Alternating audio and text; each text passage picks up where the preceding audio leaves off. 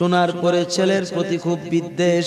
তোমার এত বড় সাহস, বাপ দাদার ধর্মের ভিতরে সুন কালিমাইক্যা কোথাকার কোন মুহাম্মদের কালেমা পড়া তুমি মুসলমান হইয়া গেছো। মুহাম্মদ তো এবং মুহাম্মদ তো এইরকম, মুহাম্মদ তো এইরকম, অর্থাৎ মুহাম্মদ সাল্লাল্লাহু আলাইহি সাল্লামকে গালিগালাজ করতেছে। ওমর ইবনুল খাত্তাবের আব্বা যখন প্রথমবার গালি দিল, হযরতে ওমর ইবনুল খাত্তাব বলতেছে, আব্বা জান আপনি আমাকে গালি দেন আমার কোনো আপত্তি নাই, কিন্তু আমার দয়াল নবীরে যদি আপনি গালি দেন আমি কিন্তু আপনাকে ভুলে যাব। বলতেছে তুমি কি করবা? তোমাকে আমি জন্ম দিয়েছি, তোমাকে আমি আমার ওয়ারিস সূত্রে বংশ সূত্রে ওয়ারিসান বানাইছি, তুমি আমারে কি করবা? কারণ আমার কাছে থাকতে হইলে, আমার সম্পদের অধিকারী হইতে গেলে ওই মুহাম্মদকে তালাক দিতে হবে, ওই মুহাম্মদকে ত্যাগ করতে হবে, তার কালেমা উচ্চারতে হবে। বলতেছে আব্বা জান আপনি বারবার আমার দয়াল নবীকে কটাক্ষ করে কথা বলছেন, আমার দয়াল নবীকে অপমান করে কথা বলছেন, আমি কিন্তু সহ্য করতে পারবো না। দুইবার কিন্তু হয়ে গেছে আমার নবীর সঙ্গে বেয়াদবি করা। আব্বা গো তিনবার যদি করেন আমি কিন্তু আপনাকে ভুলে যাব, আমি উমরকে কেউ থামাইতে পারবে না। বলতেছে তাইলে তুমি কি আমার চাইতে মুহাম্মদকে ভালোবাসো? বলতেছে আব্বা শুধু আপনি কেন, মা বাবা সন্তান সন্ততি স্ত্রী কন্যা ছেলেমেয়ে সহায় সম্পত্তির চাইতে, এমনকি সমস্ত মানুষের চাইতে, এমনকি তামাম সৃষ্টি জগতের চাইতেও আমি আমার উমরের নিজের জীবনের চাইতেও বেশি মহব্বত আমি আমার নবীরে করি। এর মধ্যে যদি কেউ বাধা হয়ে দাঁড়ায় আল্লাহর কসম তার মাথা আমি দ্বিখণ্ডিত করে দেব। যেই মাত্র 3 নম্বরে তৃতীয়বার গালি দিল, সঙ্গে সঙ্গে হযরত ওমর আর দেরি করে নাই, বলছে আজকে থেকে আপনি আমার আব্বা না, আপনি হলেন আমার শত্রু, ইসলামের শত্রু, আল্লাহরও শত্রু, নবীজিরও শত্রু, সুতরাং আপনার বাঁচার কোনো অধিকার নাই। নিজের বাবাকে জান্নাতের টিকিট লাগানোর জন্য দেহ থেকে মাথাটা আলাদা করে ফেললে। আর জোরে বলুন না সুবহানাল্লাহ। আল্লাহ রাব্বুল আলামিন বলেন ওয়া আন্না হাযা সিরাতি মুস্তাকিমা ফাত্তাবিউহু ওয়া লা তাত্তাবিউস সুবুলা। বলেন না সুবহানাল্লাহ। আল্লাহ পাক বলেন হাবিব ও আমার দোস্ত গো, আমার রাস্তা হলো একটা, এটা সোজা। আমার রাস্তা কয়টা? একটা। এই রাস্তাটা সোজা রাস্তা। এই রাস্তায় আপনি আপনার উম্মতদেরকে পরিচালিত করেন। এই রাস্তায় আপনার উম্মতদেরকে আপনি পরিচালনা করেন। ফাত্তাবিউহু, বলেন না সুবহানাল্লাহ। এই রাস্তায় আপনার উম্মতদেরকে আপনি পরিচালিত করেন। ওয়ালা তাত্তাবিউস সুবুলা, এছাড়া আরো অনেক রাস্তা হবে, অনেক রাস্তা হবে, অনেক রাস্তা হবে, সাবিলের বহু বচন সুবুল। আল্লাহ বলে দিয়েছেন হাবিব এই একটা রাস্তা ছাড়া আরো অনেক রাস্তা হবে, ওই রাস্তাগুলোতে আপনার উম্মতদেরকে পরিচালিত করবেন না। উচ্চ কণ্ঠে বলেন সুবহানাল্লাহ। তাইলে বোঝা গেল আল্লাহর এলেমে ছিল যে একটা রাস্তা ছাড়া আরো অনেক রাস্তা হবে, ঠিক কিনা? আল্লাহর হাবিব সাল্লাল্লাহু আলাইহি সাল্লামের উপরে যখন আয়াতে কারিমা নাজিল হইল, নাজিল হওয়ার পরে নবীজি সামনে তখন হাজার হাজার সাহাবী, সাহাবায়ে কেরামের সামনে আমার নবী জমিনে বসলেন। জমিনে বসার পরে রে নবীজি একটা দাগ দিবেন, সোজা একটা দাগ। এই সোজা দাগটা দেওয়ার পরে এই দাগের ডান পাশ দিয়া দিবেন 6টা দাগ, বাম পাশ দিয়া দিবেন 6টা দাগ। এরপরে এক একটা দাগের এই পাশ দিয়া 3টা, ওই পাশ দিয়া 3টা, এইভাবে এই 6টা দাগের ভিতরে যতগুলো দাগ ছিল রে বাবা, প্রত্যেকটা দাগের হিসাব করে দেখা গেল 36টা দাগ। এই ডান পাশে 36টা দাগ, বাম পাশে 36টা দাগ, বাম পাশেরটা এবং ডান পাশের একত্রিত করলে যোগ করলে 72টা দাগ হয়। আর মাঝখান দিয়ে একটা সোজা দাগ, এই দাগটা মিলায়া হয় 73। তাফসীরের কিতাবের নাম হচ্ছে তাফসীরে আহমদ শরীফ। হযরত ইমাম আহমদ ইবনে হাম্বল রাহমাতুল্লাহ আলাইহি এই তাফসীরের ভিতরে এই চিত্রটা তুলে ধরছে। সাহাবায়ে কেরামরা এই চিত্রটা দেখার পরে নবীজিকে প্রশ্ন করতেছেন, হাল তাসবিরু ইয়া রাসূলুল্লাহ, নবী গো ও গো মায়ার নবী গো, এই যে একটা চিত্র অঙ্কন করলেন, পিকচার অথবা ছবিটা যে আপনি আঁকলেন, এটা দ্বারা কি বুঝাইলেন? এই বিষয়টা কি আমরা জানতে চাই, বুঝতে চাই। আমার নবীজি সুন্দরভাবে সাহাবীদেরকে লক্ষ্য করে সুন্দরভাবে বললেন। এই হাদিসটা সহিহ বুখারীতেও আছে, সহিহ মুসলিম শরীফও আছে, মিশকাতের ভিতরেও আছে। নবীজি বলেন, সাতাফতারিকু উম্মতি 73 মিল্লাতান ইল্লা মিল্লাতান ওয়াহিদাতান কুল্লুহুম ফিন্নার। জোরে জোরে বলেন সুবহানাল্লাহ। আমার নবী ডাক দিয়ে বলে, আমার সাহাবীরা,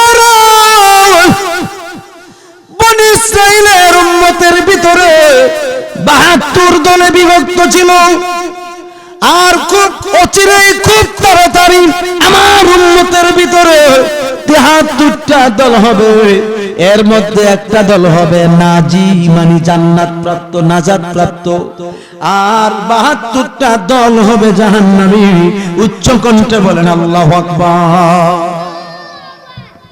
নবীজিকে সাহাবীরা জিজ্ঞাসা করছে, হুজুর একটা দল নাজি অথবা জান্নাতি, এটা কোন গুণে? নবীজি জবাব দিলেন, এই একটা দলের ভিতরে নামাজ থাকবে, রোজা থাকবে, টুপি দাড়ি আজকন জুব্বা থাকবে, অর্থাৎ আমি নবীর সুন্নত থাকবে, ফরজ থাকবে, ওয়াজিব থাকবে, সুন্নতে মুআক্কাদা থাকবে, নফল ইবাদত বন্দেগীও থাকবে, পাশাপাশি আমি নবীর প্রেম থাকবে, আমি নবীর প্রতি ঈমান থাকবে, আমার প্রতি মুহাব্বত থাকবে, ভালোবাসা থাকবে, আমার আহলে বায়তের প্রতি মুহাব্বত থাকবে, ভালোবাসা থাকবে, আমার সাহাবায়ে কেরামের প্রতি সম্মান থাকবে, তাজিম থাকবে। তারাই হইল একটা দলের অধিকারী, জান্নাতি জান্নাতি জান্নাতি। জোরে জোরে বলেন সুবহানাল্লাহ। এই একটা দলের ব্যাখ্যা করছেন আল্লামা মুল্লা আলী কারি রাহমাতুল্লাহ আলাইহি। জোরে বলেন সুবহানাল্লাহ। মেশকাতের সরা মেরকাত, মেরকাতের সরা মেরআত, বলেন না সুবহানাল্লাহ। এরকম দুইটা মুতাবের কিতাবে স্পষ্ট উল্লেখ আছে যে হিয়া মিল্লাতুন আহলে সুন্নাত ওয়াল জামাআত, যে সংক্ষেপে নামটা বলি সুন্নি জামাত। টুপি দাড়ি আজকন জুব্বা পাগড়ি যা কিছু আছে সব থাকবে, থাকবে না শুধু আমি নবীর মুহাব্বত অন্তরে, আমার আহলে বায়তের প্রতি মুহাব্বত থাকবে না অন্তরে। অর্থাৎ গোপনে গোপনে আমি নবীর বিরোধিতা করবে, গোপনে গোপনে আমার আহলে বায়তের বিরোধিতা করবে, আমার কথা মানবে না, আমার শানের উপর আঘাত করে কথা বলবে। তারাই হবে 72 দলের অন্তর্ভুক্ত, অর্থাৎ জাহান্নামী। ফাওয়াইলুল লিল মুসাল্লিন, নামাজ পড়ার পরও মুসল্লি হইয়া জাহান্নামী হবে। কথা কোন ঠিক কিনা? একমাত্র ঈমান না থাকার কারণে। অর্থাৎ আমার নবী বলছেন, আমার প্রতি ঈমান থাকবে না, মুহাব্বত থাকবে না, আমার প্রতি ভালোবাসা থাকবে না। আল্লাহু আকবার কোন। এখন মনে করেন আমি একটা উদাহরণ দেই বুঝার জন্য, আপনি আমি সবাই আপনার আমার আব্বারে ভালোবাসি, বাসিনি না? বাসেন না? কেউ বাসেনি? আব্বারে তো অনেক ভালোবাসে।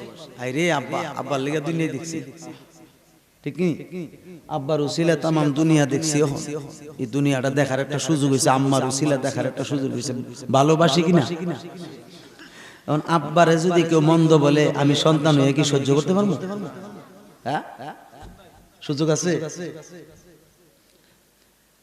এবং যারা আমাদের শিক্ষক আছে, উস্তাদ আছে, তাদেরকে মন্দ বললে তো সহ্য করুন যান, ঠিক কিনা? এখন আমি যদি বলি হ্যাঁ আমার আব্বার আমি অনেক ভালোবাসি, আমি অনেক মহাব্বত করি, কিন্তু আব্বারে দেখতে করে কাইল্লা, কি কাইল্লা করে শুয়োরের চেহারা,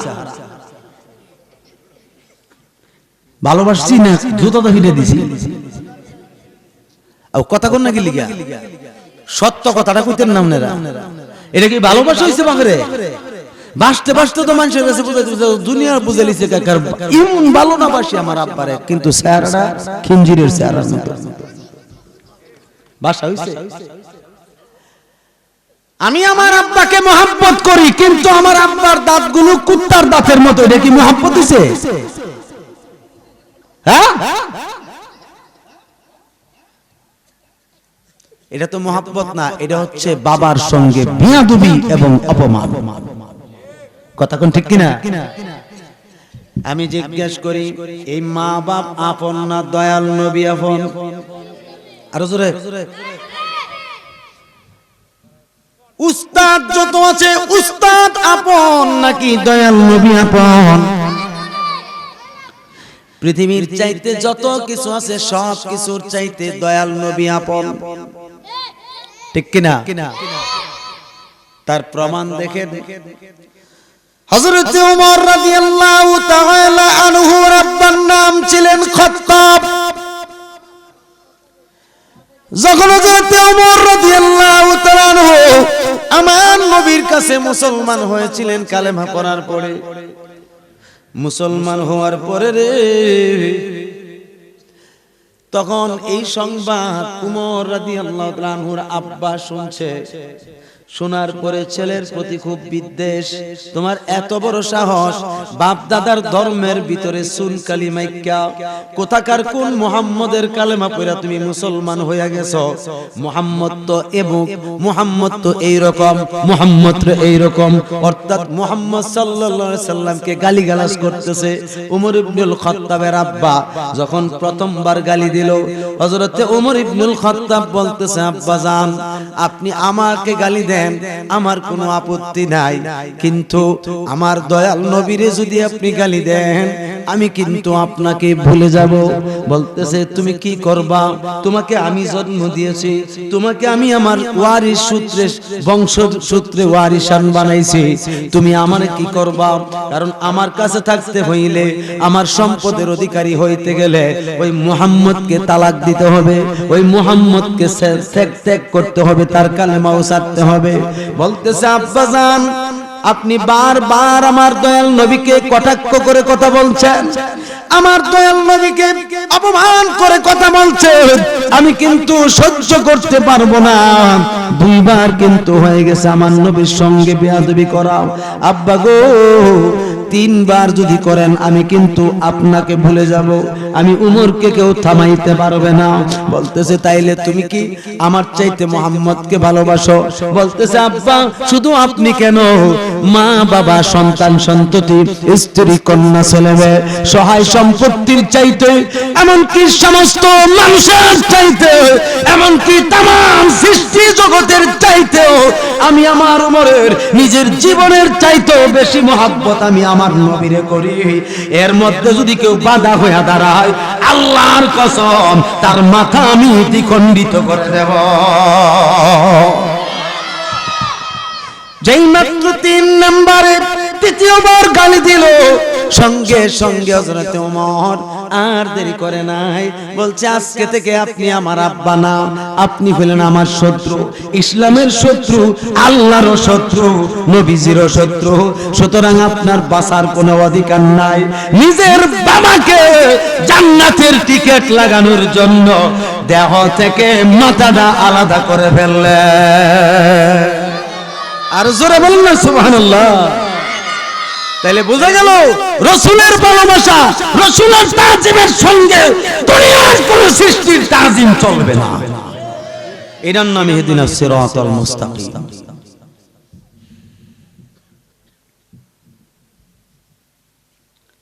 এটা কি? এটা আত্মা আসেনি, জীবিত না মরা? জোরে কর না গেলি বুলটুল আসেনি। আমাদের শুধু যেই মোল্লা বাড়িছে 53 জায়গায় নাকি ভুল আছে। কি আপনারা পান নাই কথা? কোরআন শরীফের 53 জায়গায় ভুল আছে। জালিম কয় কি রে? হে তো জালিম। আল্লাহ নিজে বলছে লা রাইবা ফীহি হুদাল লিল মুত্তাকিন। এটা এমন কিতাব যেই কিতাবের ভিতরে জররা পরিমাণ কোনো সন্দেহ নাই, আর এই কিতাব একমাত্র মুত্তাকি যারা তাদেরকে হেদায়েত দেয়। কথা কোন ঠিক কিনা? এখন এই কোরআন শরীফে বলে ভুল আছে। আমি জিজ্ঞাসা করছিলাম এই কোরআনের রূহ আছে কিনা? দলিল দিতে পারবেন না? দলিল আছে নি? কোরআন শরীফের রূহ আছে, দলিল আছে নি? কোরআন শরীফের রূহ আছে কিনা? নাই। আপনার রূহ না থাকলে আপনি চলতে পারবেন না, আমার রূহ না থাকলে আমিও চলতে পারবো না। কথা কোন ঠিক কিনা?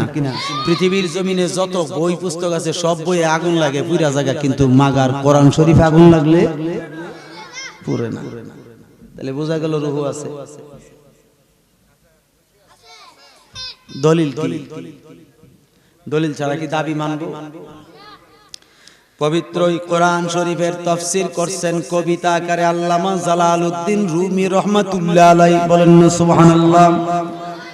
আমার কাছে তিনি লিখিত কিতাব 5 খণ্ড কিতাব আছে, আমার কাছে 5 খণ্ড। ফার্সি ভাষায়, পাহলবি ভাষা মানে ফার্সি ভাষা, এই ফার্সি ভাষায় তিনি সুন্দরভাবে উল্লেখ করেছেন আসলে ঈমান, রূহে কোরআন, মগজে দ্বীন।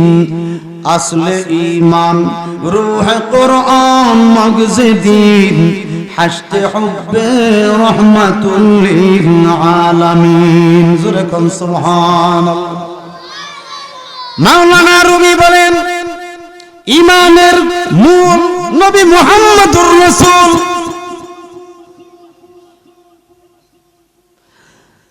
ধর্মের মগজ নবী মুহাম্মদুর রাসূল। কোরআনের রূহ নবী মুহাম্মদুর রাসূল, যিনি হইলেন রাহমাতুল লিল আলামিন। ঠিক কিনা বলেন না? এই জন্য সকলে আমার পথে বলেন রহমতে আলম নবী নূরে মুজাসসাম। বলেন রহমতে আলম নবী নূরে। জোরে জোরে বলেন আল্লাহু আকবার। মোহাব্বতে বলেন না ইয়া রাসূলুল্লাহ। আওয়াজ করে বলেন ইয়া ওয়ালি আল্লাহ। আল্লাহুম্মা সাল্লি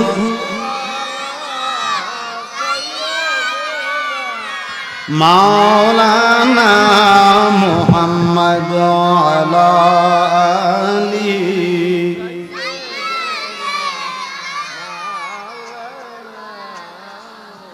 আরো জোরে সুরে পড়েন আল্লাহুম্মা সাল্লি। জোরে মাওলানা মুহাম্মদ আলা আলি।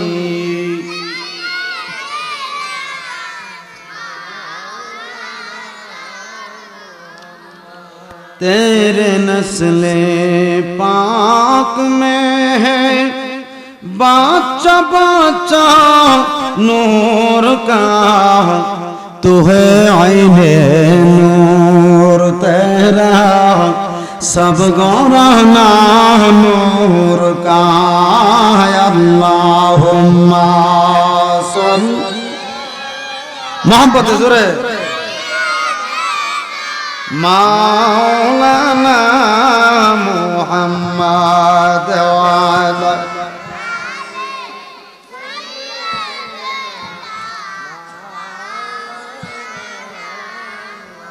আরো জোরে জোরে পড়েন আল্লাহুম্মা সাল্লি মাওলানা মুহাম্মদ ওয়া আলা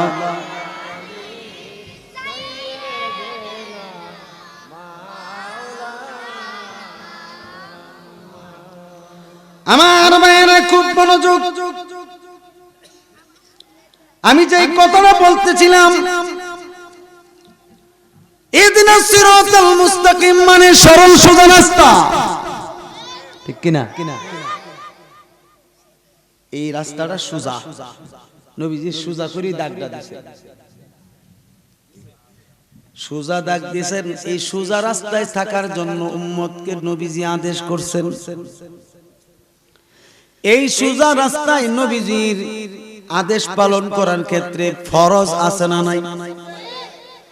সুন্নতে মুআক্কাদা আছে না নাই? সুন্নতে জায়েদা আছে না নাই? ওয়াজিব আছে না নাই? নফল আছে না নাই?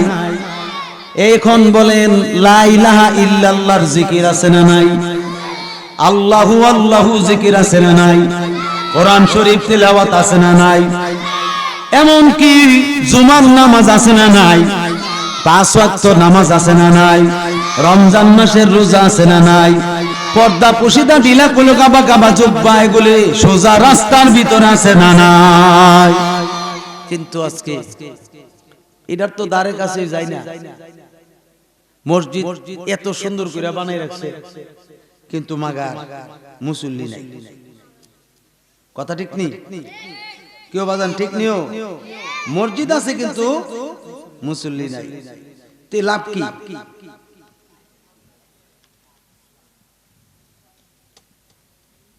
কি লাভ? এখন আমার জিজ্ঞাসা, এই দেশটাতে তো হিন্দু মানুষ ছিল বেশি, হিন্দু ছিল না প্রথম পর্যায়ে? এই বাংলাদেশের যত মানুষ আছে সকলে কিন্তু হিন্দু ছিল। আপনি সিএসবিএস খতিয়ান দেখবেন, এই হিন্দুদেরকে মুসলমান বানানোর জন্য আরব আমিরাত থেকে কোন নবী রাসূল আসে নাই, কোন সাহাবায়ে কেরামরা আসে নাই, ঠিক কিনা কোন? কিন্তু এই দেশে মুসলমান বানানোর জন্য 360 জন আল্লাহর ওলি এসেছিলেন। কয়জন? 360 জন আউলিয়া।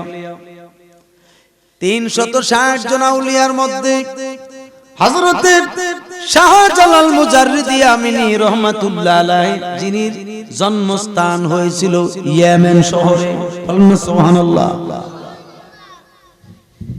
যে ইয়েমেন শহর থেকে একজন আলেম হয়ে এই মজলিসে আসছেন, তিনি হইলেন মাওলানা মহিবুল্লাহ ইয়ামিনী, বলুন সুবহানাল্লাহ। তিনি কিন্তু ইয়েমেনে লেখাপড়া করে বাংলাদেশে আসছেন। তিনি হইলেন আশুগঞ্জ আড়াইশিদা, চিনেননি আড়াইশিদা? এই আড়াইশিদা একটা মাদ্রাসা আছে, কামিল মাদ্রাসা। ওই কামিল মাদ্রাসার যিনি সাবেক অধ্যক্ষ আল্লামা আবু বকর সিদ্দিক সুন্নি আল কাদরি সাহেব, তিনার বড় সাহেবজাদা হইলেন মাওলানা মহিবুল্লাহ ইয়ামিনী। জোরে কোন আল্লাহু আকবার। ওই ইয়েমেন শহর থেকে আল্লাহর ওলিরা বাংলাদেশের দিকে আসতেছেন। আমি জিজ্ঞেস করি, ওই ইয়েমেন থেকে তাদেরকে কে পাঠাইছে? তাদেরকে পাঠাইছেন হুজুর গাউসে পাক, বলেন না সুবহানাল্লাহ। কে পাঠাইছে? আরে জোরে কোন না কেন? হুজুর গাউসে পাক, যিনি সমস্ত অলিকুল সম্রাট। পৃথিবীতে যত অলি হবে সব অলিদের কাদের উপরে হুজুর গাউসে পাকের কদম থাকবে। কারণ তিনি নিজেই বলেছেন, ওয়াকুল্লুন ওয়ালিয়িন লাহু আলা কাদামিন ওয়া ইন্নী আলা কাদামিন নবী বদরুল কামাল।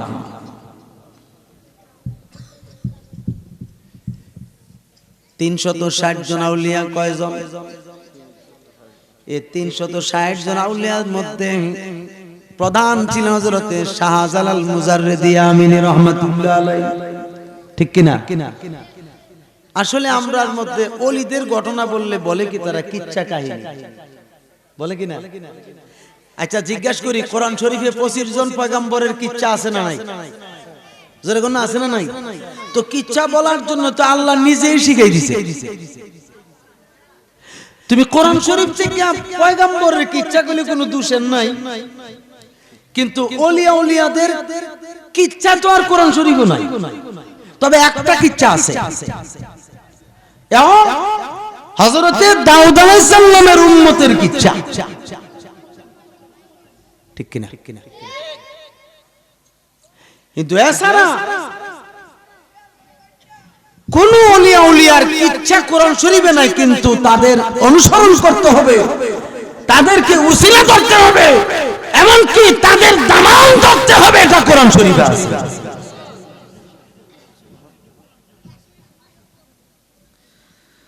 আল্লাহ রাব্বুল আলামিন বলেন সূরা তাওবা 119 নম্বর আয়াতে আল্লাহ পাক বলেন, আউযু বিল্লাহি মিনাশ শাইতানির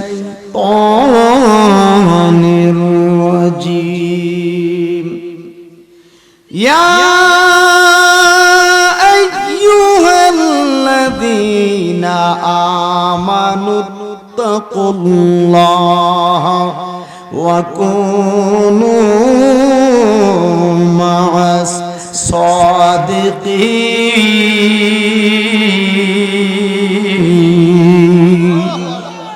উচ্চ কণ্ঠে বলেন আল্লাহু আকবার, মুহাব্বত করে বলেন না ইয়া রাসূলুল্লাহ, আওয়াজ করে বলেন না ইয়া ওলি আল্লাহ। আল্লাহ রাব্বুল আলামিন বলেন, হে ঈমানদারগণ, হে মুমিনগণ,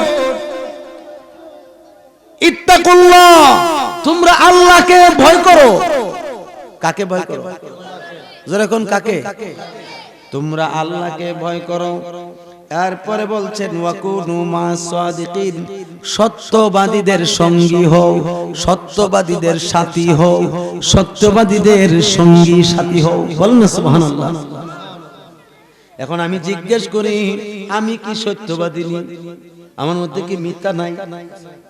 আমি তো সাধারণ কথা কথা।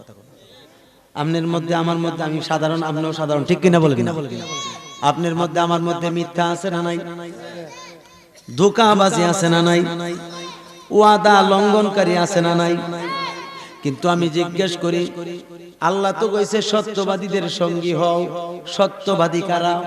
এই সাদিকিনের তাফসীর খুলে দেখেন, সাদিকিনের ব্যাখ্যায় লিখতেছেন 3 কিসিমের মানুষের কথা, মতান্তরে 4 কিসিমের মানুষের কথা। মুফাসসিরিন লিখেন, ইয়ানি আউলিয়া আল্লাহ ওয়া শাইখান ওয়া মাযহাবাতান। জোরে কোন সুবহানাল্লাহ।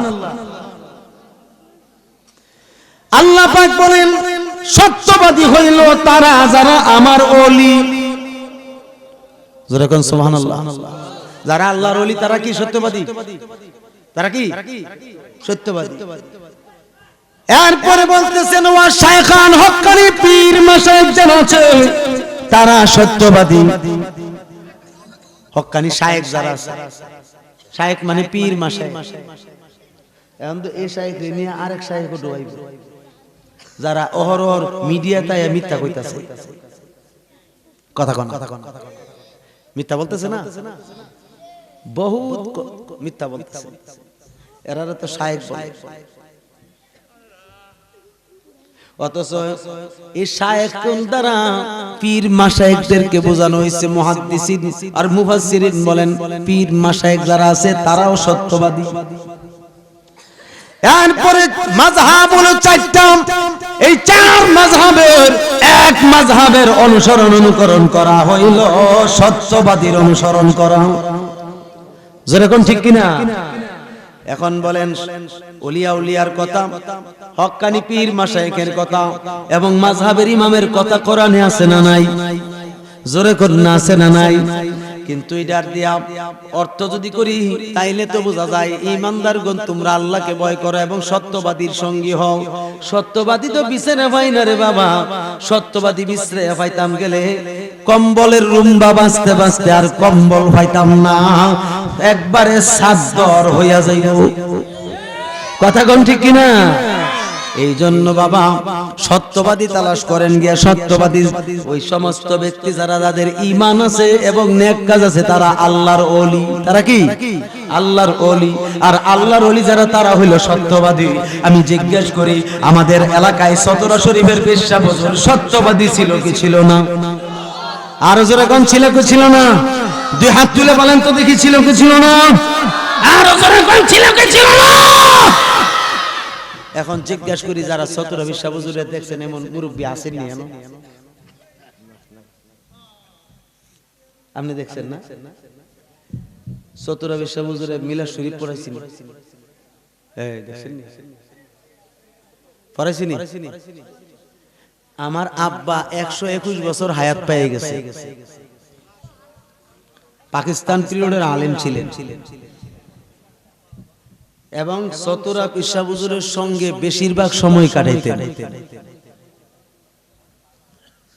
হ্যাঁ, আমার আব্বা কি তা?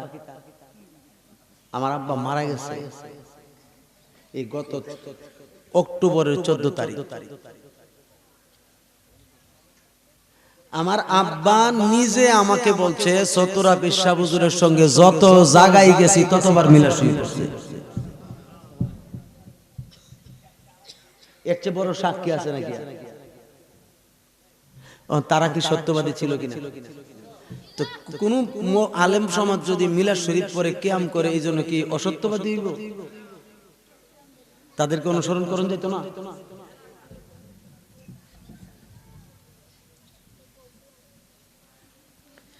এখন আসেন বাবারা আমার, হুজুর গাউসে পাক সমস্ত ওলিদের লিডার, তিনি সত্যবাদী ছিলেন কিনা?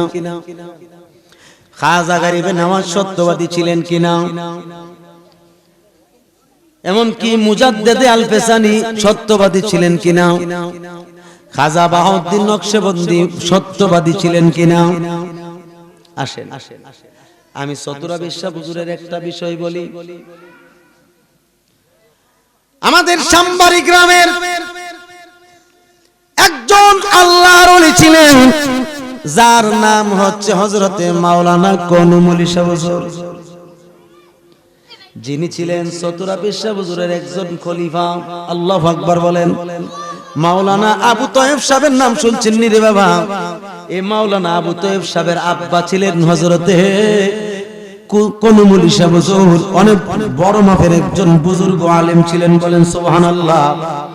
আর চতরার পেশা হুজুর কেবলা যিনি ছিলেন তিনি ছিলেন ইংলিশ প্রফেসর। কি প্রফেসর? English professor.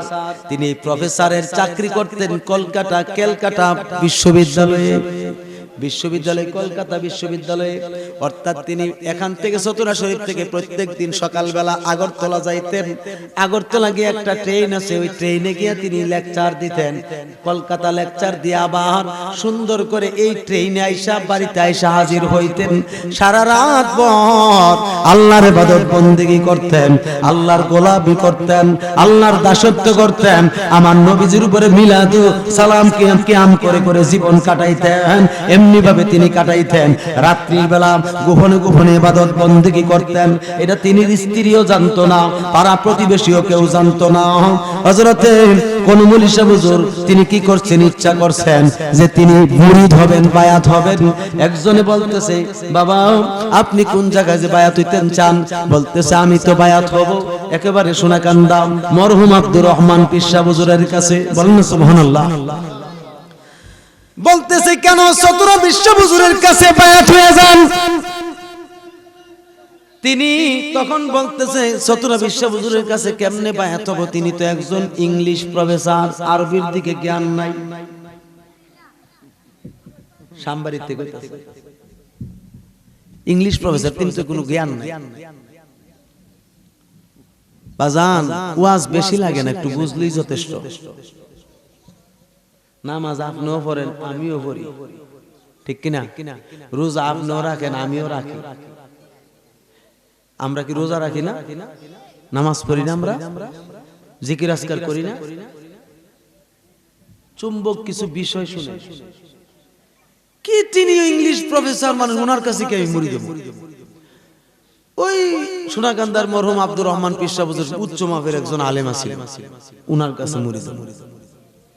আচ্ছা ঠিক আছে যান। এবার কোন মৌলভী সাহেব হুজুরে ওই সোনাকান্দা গেছে, বলেন না সুবহানাল্লাহ, আটো জোরে বলেন না সুবহানাল্লাহ। তখনকার জমানায় চতুরা বিশ্ব হুজুরের প্রথম খলিফা ছিলেন শাহ সুফি বোরহানউদ্দিন রহমাতুল্লাহ আলাইহি, ফরাজিকান্দি। কোন জায়গা? ফরাজিকান্দির দরবার শরীফের যিনি বোরহানউদ্দিন রহমাতুল্লাহ আলাইহি, জোরে বলেন সুবহানাল্লাহ, তিনি ছিলেন চতুরা বিশ্ব হুজুরের প্রথম খলিফা। বাজান মনোযোগ সহকারে বসেন রে বাবা।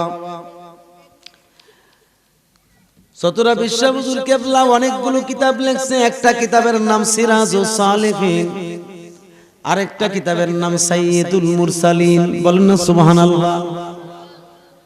আপনি যদি সাইয়্যিদুল মুরসালিন কিতাবটা 3টা খণ্ড আছে, প্রথম খণ্ড আর দ্বিতীয় খণ্ড যদি পড়েন তাইলে দেখবেন রাসূলুল্লাহর শান আজমত কত মহান। আর যদি আপনি তৃতীয় খণ্ড পড়েন, ইলমে মারিফতের ভান্ডার তৃতীয় খণ্ডে, ইলমে মারিফত। আমার ভাইরা, হযরত কনমুল শাহ হুজুর সোনাকান্দা দরবার শরীফে চলে গেলেন। সেখানে গিয়ে সোনাকান্দা বিশ্ব হুজুরের কাছে যখন গেলেন, হুজুর বলতেছেন তুমি আমার কাছে কেন আসছো? বলে হুজুর অনেক কষ্ট করে সামবাড়ি থেকে হাইটা হাইটা আপনার দরবারে আসছি মুরিদ হওয়ার জন্য, বায়াত হওয়ার জন্য। বলতেছে তুমি আমার কাছে কেন কষ্ট করে বায়াত হওয়ার জন্য আসছো, মুরিদ হইতে আসছো? তোমার বাড়ির কাছে চতুরা শরীফ হইতো বড় মাপের একজন কুতুব আছে, ওই কুতুবের কাছে তুমি বায়াত হইয়া যাও না কেন? বলেন না সুবহানাল্লাহ। বলতেছে হুজুর ওনার কাছে কেমনে বায়াত হইতাম, উনি তো ইংলিশ প্রফেসর, কোরআন হাদিসের জ্ঞান। বলতেছে আমার কাছে তোমার জায়গা নাই, ওখানে গিয়ে মুরিদ হও। আটো জোরে না সুবহানাল্লাহ। আচ্ছা মুরিদ যদি না করে জোরে হইতারবো কেউ বাজান, জোরে মুরিদ হও না। কনমুল শাহ হুজুর সেখান থেকে চলে আসলেন। আসর নামাজের টাইম, আসর নামাজের পরক্ষণে তিনি আয়েশা দেখতেছেন চতুরা পীর সাহেব হুজুর মসজিদের পশ্চিমে কিন্তু ছোট একটা পুকুর আছে, আসেনি? এই পুকুরটার দক্ষিণ সাইড দিয়ে পশ্চিম সাইড দিয়ে লাল শালুক গাছ আছিল, লাল পাতার, লাল লাল পাতা থাকে থাকতো। এই শালুক পাতা বিশিষ্ট, লাল শালুক পাতা বিশিষ্ট শালুক গাছ আছে। আর চতুরা বিশ্ব হুজুরের শরীরে শুধু একটা হাতাওয়ালা সাদা গেঞ্জি, পাতলা গেঞ্জি। এই গেঞ্জিটার উপরে একটা রুমাল দিয়া, ডাকনা দিয়া তিনি কি করছেন, পুকুরটার দিকে তাকায় একটা জল চকিতে বৈশা রয়েছেন। সুবহানাল্লাহ বলেন। জল চকিতে বৈশা থাকার পরে রে যখন কনমুল শাহ হুজুর সেখানে গিয়ে সালাম দিয়া দাঁড়াইছে, চতুরা পীর সাহেব হুজুর বলতেছেন বাবা কি ব্যাপার? সোনাকান্দার আব্দুর রহমান পীর সাহেব বুঝি তোমারে জায়গা দিছে না? তুমি বুঝি আবার তোমাকে বুঝি আমার কাছে পাঠাইছে? আমি তো বাবা ইসলামী একজন প্রফেসর না, আমি কোরআন হাদিসও জানি না, আমি তো হইলাম একজন ইংলিশ প্রফেসর। আমার কাছে তুমি কি লিগাইছো কও? বলতেছে হুজুর, হুজুর আমাকে আপনার কাছে পাঠাইছে মুরিদ হওয়ার জন্য। বলতেছে আমি তো একজন ইংলিশ প্রফেসর, ইংলিশ প্রফেসরের কাছে তো মুরিদ হওয়া যায় না। কোন মৌলভী হুজুর কো কিতারি ইংলিশ প্রফেসর, এটা তো আমি সোনাকান্দা কইছি আর সামবাড়ি কইছি, ইহানো খবর আইলো কেমনে? আউলিয়ারাত হাসতে কুদরত জিলাত, আউলিয়ারাত হাসতে কুদরত জিলাত, তীর জুস্তান বাজিগার দান্দাজরাত, गर के खाखत गोबे आओ, गर के खाखत गोबे रो, दारोगिरो हाजबु दार बाजरी दार गाहिनी। जोरे कन्ना सुबहानाल्लाह। এই দুনিয়ার মানুষ তুমি আমি পর্দার বাইরে কিছুই দেখতে পাই না, কিন্তু যারা আল্লাহর ওলি, আল্লাহর ওলি জায়গায় বৈশা আরশে আজিম দেখে। কথা কোন সুবহানাল্লাহ বলবেন না? আল্লাহর ওলিরা এই দেখার ক্ষমতা কে দিছে?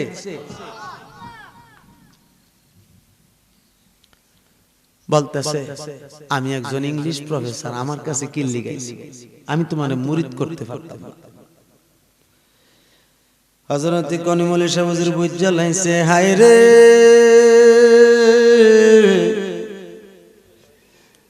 যার অন্তরে 18টা চক্ষুর মধ্যে 9টা চক্ষু খোলা, তিনি হইলেন একজন কুতুব। কুতুব না হইলে দেখে কেমনে? ঠিক কিনা? সঙ্গে সঙ্গে চতুরা বিশ্ব হুজুরের কদমে জড়াইয়া ধরছে, হুজুর ভুল করে লাইছি, আমি আমারে মাফ করে দেন। বলতেছে বাবারে আমি প্রফেসরের পাও ধইরা লাভ নাই, তুমি আমার পাও ছাইরা দাও। এবার বলতেছে হুজুর আমি মইরা যাব, তবু আপনার কদম ছাড়ব না। ডাক দিয়ে বলছে বাবা শুনো, যদি তোমাকে আমার কাছে বায়াত করতে হয়, আমি তোমাকে একটা দায়িত্ব দিব, দায়িত্বটা পালন করতে হবে। বলে হুজুর এটা কি দায়িত্ব?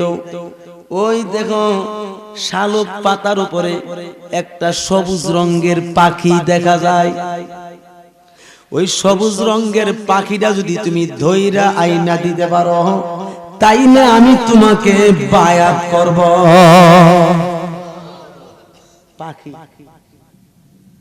সবুজ রঙের, কিসের রঙের?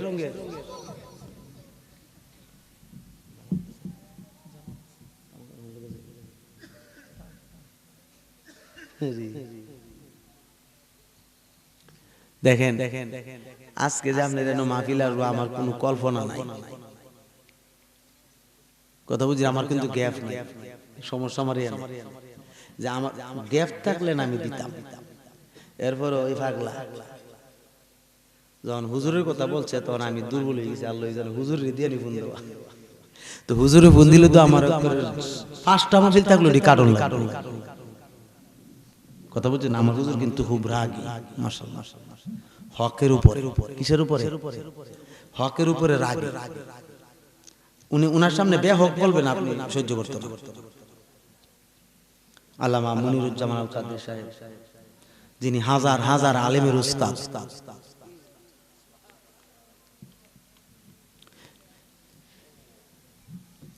বলতেছে হুজুর এটা কোনো ব্যাপার নাই, ফাঁকিটা তো আমি মুহূর্তের মধ্যে ধরে লিও। তো পানির নামছে কোমর পানি, কি পানি?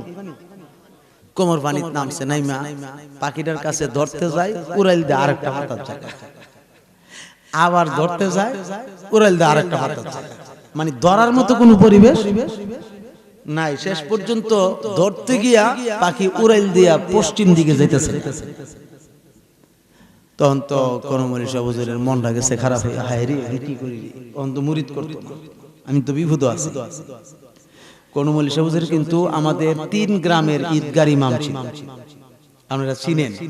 আপনার নিমবাড়ি, শামবাড়ি, হাতরাবাড়ি করে 3টা বাড়ি, 3টা গ্রামের নাম 3টা বাড়ি, ঠিক কিনা? এই 3 গ্রামের ইমাম ছিলেন ঈদগার ইমাম হুজুরে।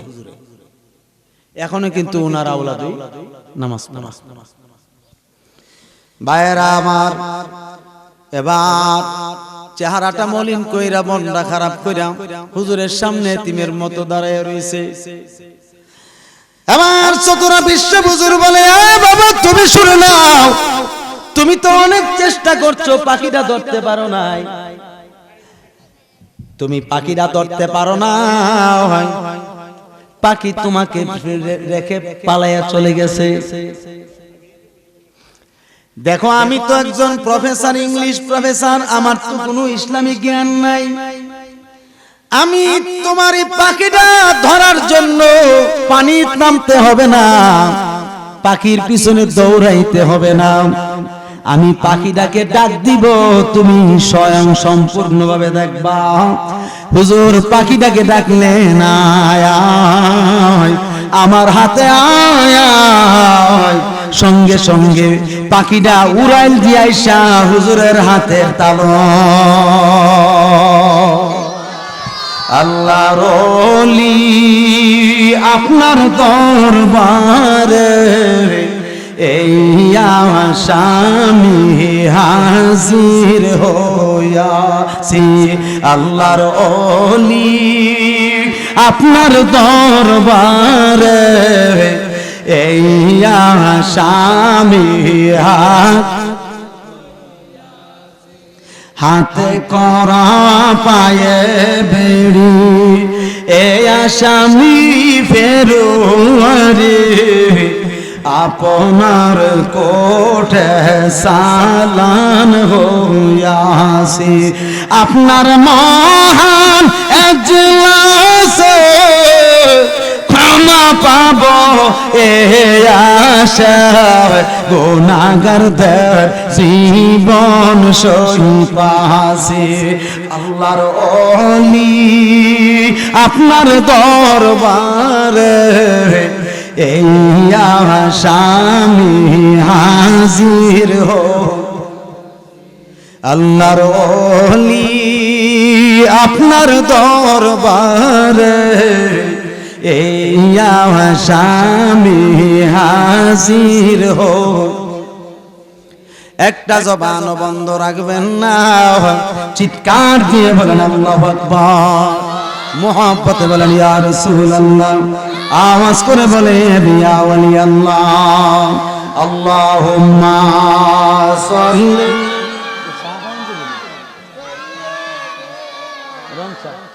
মাওলানা মুহাম্মদ ওয়া আলা আলিহি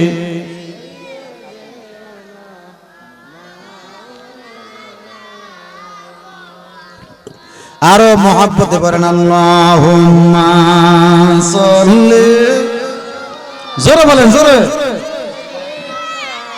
মাওলানা মুহাম্মদ ওয়া আলা আলিহি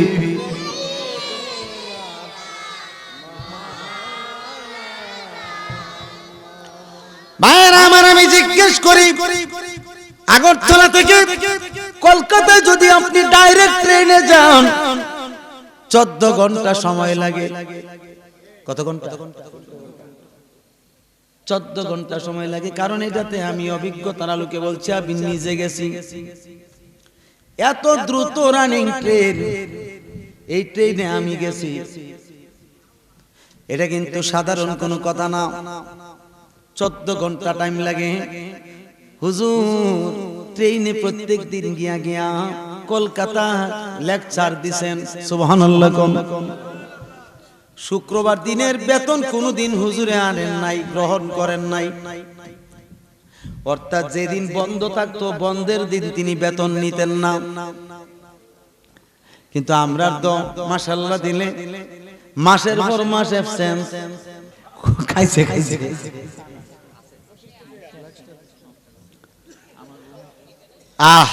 চতুরা বিশ্ব হুজুর যেদিন বন্ধ মানে সরকারি বন্ধ হলো ওই দিনের বেতন তিনি উঠান নাই কেমন সত্যের আলোকে তিনি চলছেন ওলি হইতো না কি হইব এই চতুরা বিশ্ব হুজুরের ইন্তেকালের পূর্ব মুহূর্তে তিনি ওসিয়ত করেছিলেন তোমরা একটা কাজ করবা আমার যখন ইন্তেকাল হয়ে যাবে তোমরা আমাকে গোসল করাইবা গোসল করায়া কাফন পরাইবা কাফন পরায়া জানাজার মাঠে নিয়ে অপেক্ষা করবা একজন ব্যক্তি আসবে ওই ব্যক্তিরা আয়েশা আমার জানাজার ইমামতি করে যাবে বলছে হুজুর নামটা বললে অসুবিধা কি বলতেছে নাম বলার দরকার নাই যে ব্যক্তি জানাজাটা পড়াইব তার কানে সংবাদ অটোমেটিক পৌঁছে যাবে আমি জিজ্ঞেস করি ওই সময় তো কোনো মোবাইল ছিল না কি টেলিফোনও ছিল না ওই সময় যদি একটা চিঠি বানাইতো 3-4 দিন 5 দিন লাগতো চিঠি পৌঁছতে আবার অনেক সময় ছিল 1 সপ্তাহের উপরে পর্যন্ত টাইম লাগতো একটা চিঠি পৌঁছাইতে ফরাজি কান্দির দরবার শরীফ কিন্তু এখানে না, অনেক দূর। হুজুর যেদিন ইন্তেকাল করছে রে, আজ থেকে প্রায় 60 বছর আগে এরকমই হবে। আমি 60 বছরটা অনুমানে কইছি। এত বছর আগে হুজুর ইন্তেকাল করছেন। বাজান গোসল করাইছে ওসিয়ত মোতাবেক, খাটে শোয়া জানাজার মাটি নিয়ে শোয়াইছে। আসর নামাজের পরে আরে একজন লোক আসছে, আয়েশা সুন্দর করে জানাজার নামাজ পড়ানোর জন্য ইমামতির জায়গায় দাঁড়িয়ে গেছে। তিনি আর কেউ ছিলেন না, শাহ সুফিয়ার নামা বুরহানুদ্দিন ওয়াইসি রাহমাতুল্লাহ আলাইহি। জোরে কোন সুবহানাল্লাহ, আল্লাহু আকবার, ইয়া রাসূলুল্লাহ, জিন্দাবাদ জিন্দাবাদ। তাহলে ওলিরা কি ক্ষমতা আছে না নাই? জোরে কোন না, আছে না নাই? আপনাদের এখানেও তো একজন ওলি আছে, গাববাড়ি পুকুরের উত্তর পারে মসজিদের পাশে আছে না? আমার আব্বার জবানে শুনছি উনি খুব গরম ছিলেন, খুবই গরম, কিন্তু উনার স্মরণে একটা মাহফিল হইতে, এটা হয় কিনা জানি না, এখন হয়নি। বাজান আমরা সুন্নিরা ওলিদের প্রশংসা করলে বলে কি জানি না, আমরা বললে মাজার পূজারি। বলে না এটা? আচ্ছা, আমরা কি মাজারে কোনোদিন গিয়া পূজা করছি? দুপতি দিয়া আগুন দিয়া কি এটা কি আমরা করছি? হ্যাঁ, পূজা তো হিন্দুরা না করে, মেম্বারশিপ কি করে?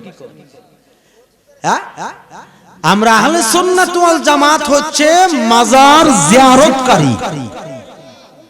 আমরা মাজারে দাঁড়ায় একটু জিয়ারত করি। কি করি? জিয়ারত। জিয়ারত করা কি অন্যায়?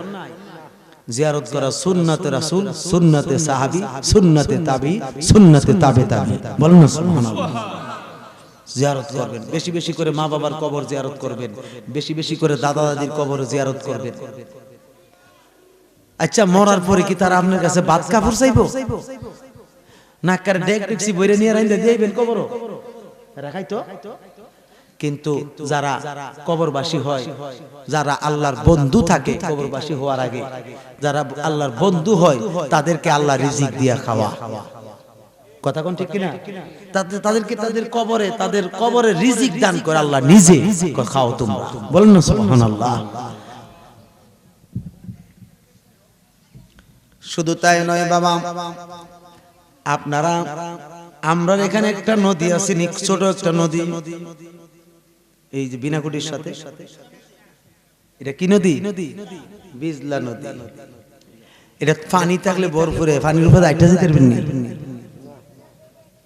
কেরে পাওয়ার নাই, কি নাই, ক্ষমতা নাই, এই জন্য ফারা দিল ডিপে জমুগা। কথা ঠিক কিনা? হযরতে শাহজালাল মুজাররিদি আমিন রাহমাতুল্লাহ আলাইহি তিনি যখন সিলেটের উদ্দেশ্যে সুরমা নদীর কিনারে, সুরমা নদীর ওই পারে যখন তিনি আসছেন, আয়েশা দেখতেছেন রাজা গৌর গোবিন্দ বড় জালিম বাদশা ছিল, যিনি হযরতে বুরহানুদ্দিন, তিনি সন্তানকে একমাত্র সন্তান আলী আসগর ছিল না, তিনিকে নির্মমভাবে হত্যা করেছিল এই রাজা গৌর গোবিন্দ। এই হত্যা করেছে, একটাই মাত্র অপরাধ ছিল, তিনি ছেলের আকিকা দিয়েছিল, একটা পশু জবাই করে, একটা গরু জবাই করে। বলেন না সুবহানাল্লাহ। এই গরুর গোশত এই রাজা গৌর গোবিন্দের একটা কূপ ছিল, এই কূপের ভিতরে কাকে নিয়ে ফেলাইয়া দিছিল, তখন তিনার সন্তানকে নৃশংসভাবে কতল করছিল। এরপরের থেকে তিনি চিন্তা করছিলেন, আল্লাহ ও মাবুদ মাওলা, সত্যিকার যদি তুমি, আমি তোমার দ্বীন ধর্মের অনুসারী হইয়া থাকি, আমি যদি তোমার গোলামি করে থাকি, এটার বিচার আমি তোমার কাছে চাই। এই বিচার চাওয়ার মানে হচ্ছে তিনি কান্নার নাজারি করতেছেন।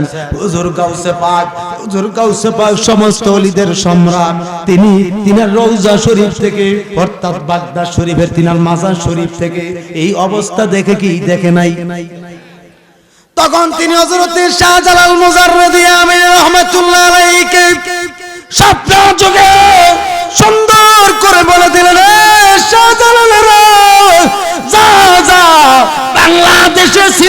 জমিনে চলে যাও, রাজা গৌর গোবিন্দের যত রাজপ্রাসাদ আছে সব কিছু ধ্বংস করে দিয়া ইসলামের দাওয়াত দিয়া যাও। ইসলামের দাওয়াত দাও। রাজা গৌর গোবিন্দ অথবা তাকে ধ্বংস করে দাও। বলেন আল্লাহু আকবার। হযরতে শাহজালাল মুজারিদি আমিনী সহ হযরতে শাহ ফরহাদ সহ মোট 360 জন, তাদের মধ্যে হযরতে সিপাহ সালার সৈয়দ নাসির উদ্দিন শাহ রহমাতুল্লাহ আলাইহি তিনিও ছিলেন। বলেন না সুবহানাল্লাহ। তিনিও কি খুব মনোযোগ, বেশি সময় নষ্ট করতে হবে।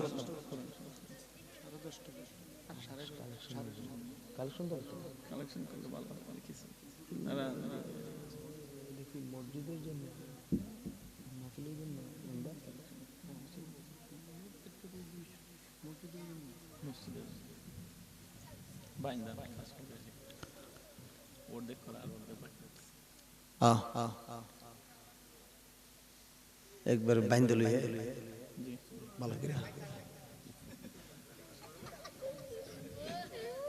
আরে জিয়ানো যায় এটা দিয়ে কি করব, বিহুদ আছে। বাকি ঘটনাটা শুনতে চান? কে কে চান? মারহাবা, সবাই চাইবে। নারায়ে রিসালাত ইয়া রাসূলুল্লাহ। ও মাগো, সবাই শুনতে চাইতেছেন সবাই, কিন্তু মাগনা তো কইতাম না।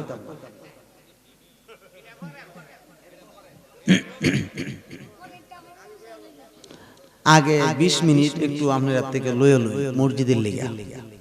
কি লিগা? মসজিদে দিলে গুনাহ হইতে আছে। মসজিদে দান করার কথা কোরআনেও আছে, হাদিস শরীফে আছে। সুবহানাল্লাহ বলেন না? কারণ মসজিদ কার ঘর? জোরে কোন না, কার ঘর? কই বানাইন দি আপনারা? হ্যাঁ, আপনারা নিজেরই বানাই, নাম পড়ে আল্লাহ। দেখছেন নি আল্লাহ আমরা কাম লাগে। কথা কোন ঠিক কিনা? বাবারা আমার, 20 মিনিট আপনাদের খেদমতে শুধু মসজিদের জন্য মোহাব্বত করে বলবেন আল্লাহর ঘর মসজিদে দান করার কথা। কারণ আল্লাহর হাবিব সাল্লাল্লাহু আলাইহি সাল্লাম হাদিস শরীফে বলছেন, সহিহ বুখারী এবং মুসলিমে, মান বানা লিল্লাহি মাসজিদান বানাল্লাহু লাহু বাইতান ফিল জান্নাহ। যেই ব্যক্তি মসজিদ নির্মাণ করবে এবং নির্মাণের কাজে সাহায্য করবে, জান্নাতের ভিতরে আল্লাহ তার জন্য আলাদা একটা সিংহাসন বানিয়ে দিবেন, আলাদা একটা ঘর বানিয়ে দিবেন, যেটাকে বালাখানা বলা হয়, আরামদায়ক ঘর। বলেন না সুবহানাল্লাহ। এই জন্য মসজিদের জন্য আপনাদের অনেকের মা কবরে আছে, অনেকের বাবা কবরে আছে। রে বাবা, যে মা বাবার উসিলায় আপনি আমি দুনিয়া দেখছি। মা দুঃখিনী সন্তানের জন্য অনেক কষ্ট করেন, বাবা দুঃখী চৈত্র মাসের রোদ্রে পিঠ কালা করে অনেক লালন পালন করেন সন্তানদেরকে, ঠিক কিনা বলেন? আজকে আমাদের অনেকের মা বাবা কবর দেশে আছে না নাই? বাজান আসেনিও?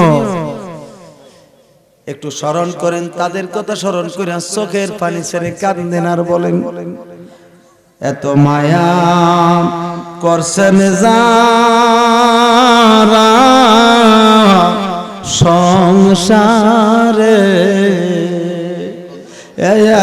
এত মায়া করছেন যারা সংসারে, এখন বুঝি শুয়া আছেন কবরে, এখন বুঝি শুয়া আছেন কবরে। আব্বাই আম্মা যারা শুইছে আল্লাহ কবরে, আল্লাহ মাফ কইরা দাও দয়াল নবী খাতিরে। বাবারা আমার, এমন কোন ধন্য মায়ের ধন্য সন্তান আছেন নিও বাবা, আল্লাহর ঘর মসজিদে 11,000 টাকা দিবেন, মাত্র 11,000 টাকা মসজিদের কাজের জন্য 11,000 টাকা দিবেন। এমন ধন্য মায়ের ধন্য সন্তান আছেন নিও বাবা, মুহাব্বত নিয়ে বলেন আমি আপনাদের খেদমতে প্রাণ ভরে দোয়া করব।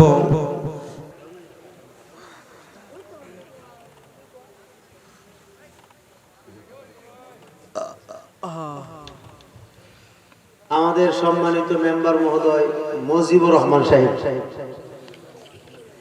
তিনি দিবেন 5,000 টাকা। নারায়ে তাকবীর, নারায়ে রিসালাহ। আল্লাহ তুমি কবুল করো, মঞ্জুর করো, মনের নেক বাসনা পূরণ করিয়া দাও, হায়াতে বরকত দান করো। আল্লাহ কামাই রোজগারে রহমত বরকত দান করো, নামাজি পরহেজগার মুত্তাকি বানায়া দাও, দুনিয়ার শান্তি আখিরাতের মুক্তি নসিব করো। মা বাবা আহলে আওলাদের কবর আযাব মাফ করো, দানের হাদিয়া সোনার মদিনা কবুল করো, বলেন আমিন। আর কেউ আছেন? মুহাম্মদ মুসলিম মিয়া সাহেব, তিনি দিবেন 1000 টাকা। জোরে কোন মারহাবা। আল্লাহ তুমি কবুল করো, মঞ্জুর করো, মনের নেক বাসনা পূরণ করে দাও, কোটি কোটি টাকার মালিক বানায়া দাও, আহলে আওলাদের কবর আযাব মাফ করো, দিনদার মুত্তাকি পরহেজগার বানায়া দাও, দানে ধনী বানায়া দাও, দানের হাদিয়া সোনার মদিনা কবুল করো, বলেন আমিন। মদিনা মদিনা আশিক মুমিনের ঠিকানা, বলো না মদিনা মদিনা আশিক মুমিনের ঠিকানা। বাবা দিদার চে কাঁদো তোমরা, দিদার চে কাঁদো তোমরা, হও না নবীর দেওয়ানা। মদিনা মদিনা আশিক মুমিনের ঠিকানা, বলো না মদিনা মদিনা আশিক মুমিনের। আর আসেনি কেউ?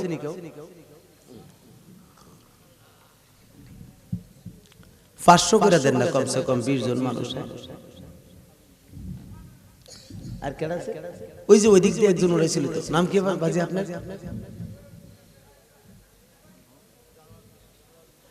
মুহাম্মদ জালাল মিয়া দিবেন 1000 টাকা। জোরে কোন মারহাবা। আল্লাহ তুমি কবুল করো, মঞ্জুর করো, মনের নেক বাসনা পূরণ করে দাও, লক্ষ লক্ষ কোটি কোটি টাকার মালিক বানাইয়া দাও, গরিবের হালত দূর করে দাও, নামাজি পরহেজগার বানাইয়া দাও, অভাব অনটন দূর করে দাও, বিদেশ বিরাজ্য যারা আছে সবাইকে হেফাজত করো। মাবুদ তোমার ঘরে দান করতেছে গো আল্লাহ, যারা দান খয়রাত করতেছে প্রত্যেকের জন্য জান্নাতের ভিতরে আলাদা বালাখানা বানাইয়া দিও আল্লাহ, তাদেরকে তুমি শান্তিতে রাখো, রহমতের চাদর দিয়া ঢাকনা দিও, দানের হাতিয়া সোনার মদিনা কবুল করে, বলে না আমি। আসিনি কেউ? বাজার একটু পরে তো তাবারুক দিয়ে দিবে। ও তাবারুকের সময় দুটো জায়গা হইতো না, শর্টমট বিছাই দিন না, এটা জায়গা হইতো না, তো এটা একটু বাড়াই দেন না জায়গাটা, বসার জায়গা দেন দেন দেন বাবা। কয়ও বাজানরা যারা বাইরে আছেন একটু ভিতরে আই পড়ে না, মিলাদ ফিরলাম। মোহাম্মদ মুজিবুর মিয়া দামসারের, তিনি দিবেন 1000 টাকা। জোরে কোন মারহাবা। আল্লাহ তুমি কবুল করো, মঞ্জুর করো, মনের আশা পূরণ করে দাও, কোটি কোটি টাকার মালিক বানিয়ে দাও, আহলে আওলাদের কবর আযাব মাফ করো, দানে ধনী বানিয়ে দাও, দানের হাদিয়া সোনার মদিনা কবুল করো, বলেন আমিন। মায়ের 2 টান দুধের দাম কাটিয়ে দিলে গায়ের সাল, ওরে পাপুষ বানায়া দিলে ঋণ শোধ হবে না, এমন দরদি ববে আর হবে না আমার মা, মা গো, এমন দরদি ববে আর হবে না আমরা মা, মা গো। বাজান আসেননি আর হ্যাঁ, আমার মা বোনরা সুন্দর করে লেখা লিখে দিয়ে দেন, আমি আপনাদের জন্য মন খুলে দোয়া করব ইনশাআল্লাহ। দেন আসেনি কেউ, আর আসেনি কেউ?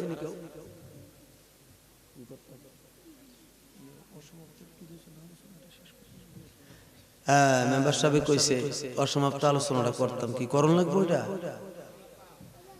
করণ লাগবো। কেউ দিয়ে 500 টাকা করে দিলেন না মসজিদে, একটু নিরাল নিরাল দিব। যাক, তবু একটা কথা পাইছি তো, একটু মহব্বতের সাথে দরুদ শরীফ আল্লাহুম্মা সাল্লি আলা মুহাম্মাদ ওয়া আলা আলি সাইয়্যিদ ওয়া আলা আলি সাইয়্যিদ। এই দুনিয়া মুসাফির খানা, মন রে জানো না, ওরে আইসো একা যাইবা একা, কেউ যাবে না। আল্লাহুম্মা সাল্লি, জোরে পড়েন না, জোরে, মুহাম্মাদ ওয়া আলা আলি।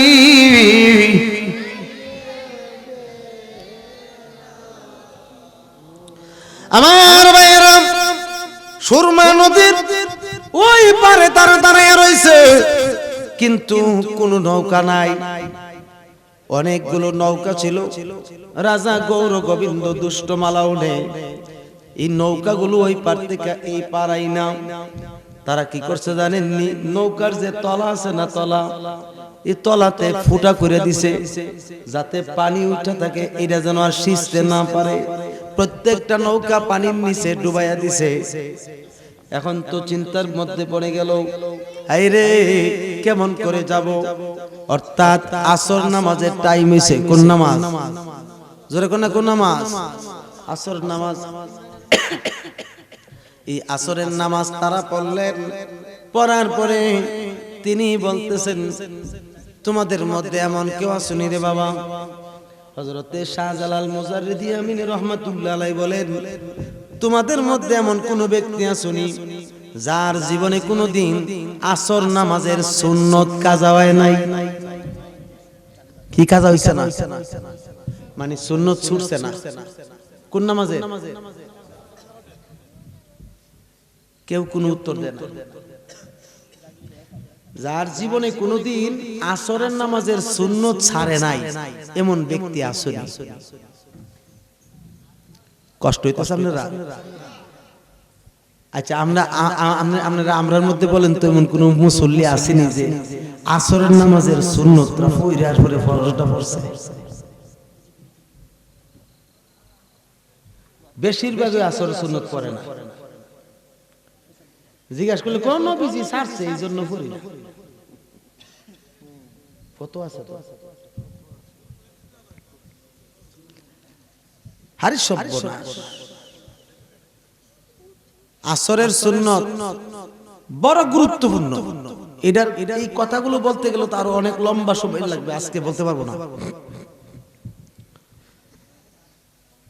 সমস্ত সঙ্গী সাথী যারার মধ্যে আছে, তাদের মধ্যে হযরতে শাহ পরান রাহমাতুল্লাহ আলাইহি বলেন, হুজুর, আমি জানি একজনের জীবনে কোনোদিন আসর নামাজের সুন্নত ছাড়ে নাই।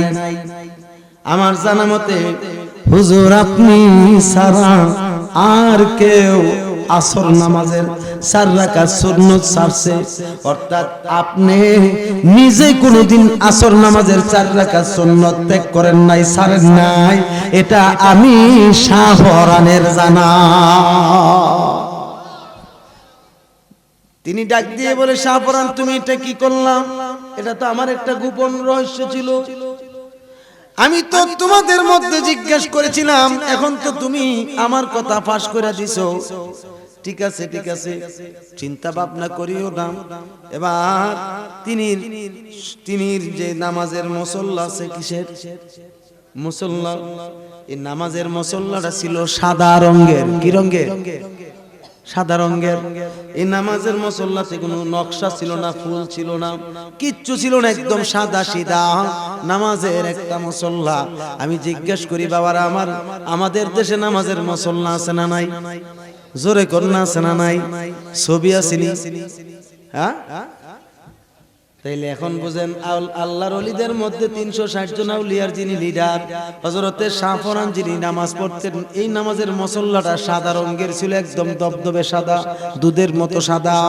এটাতে কোনো ছবি ছিল না, পিকচার ছিল না, ফুলও ছিল না, কোনো নকশা ছিল না। এই ফুল আর নকশা যত আছে সবগুলো ইহুদিদের চক্রান্ত। ইহুদিদের কি চক্রান্ত? আমার বাবারা, বন্ধুরা রে,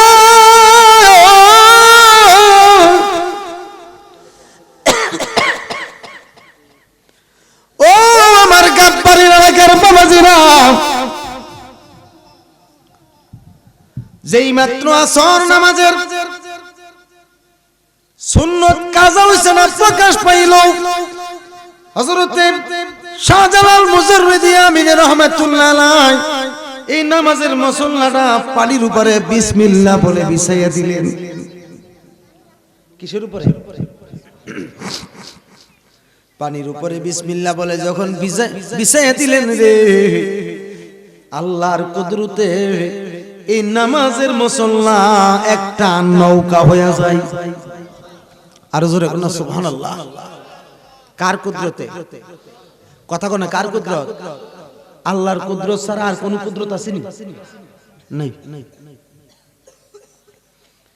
এই নামাজের মুসল্লাতে সকলে 360 জন আউলিয়া উঠছেন। যত উঠতেছেন তত লম্বা হয়, বলেন না সুবহানাল্লাহ। যত উঠেন তত লম্বা হয়, যত উঠেন তত লম্বা হয়।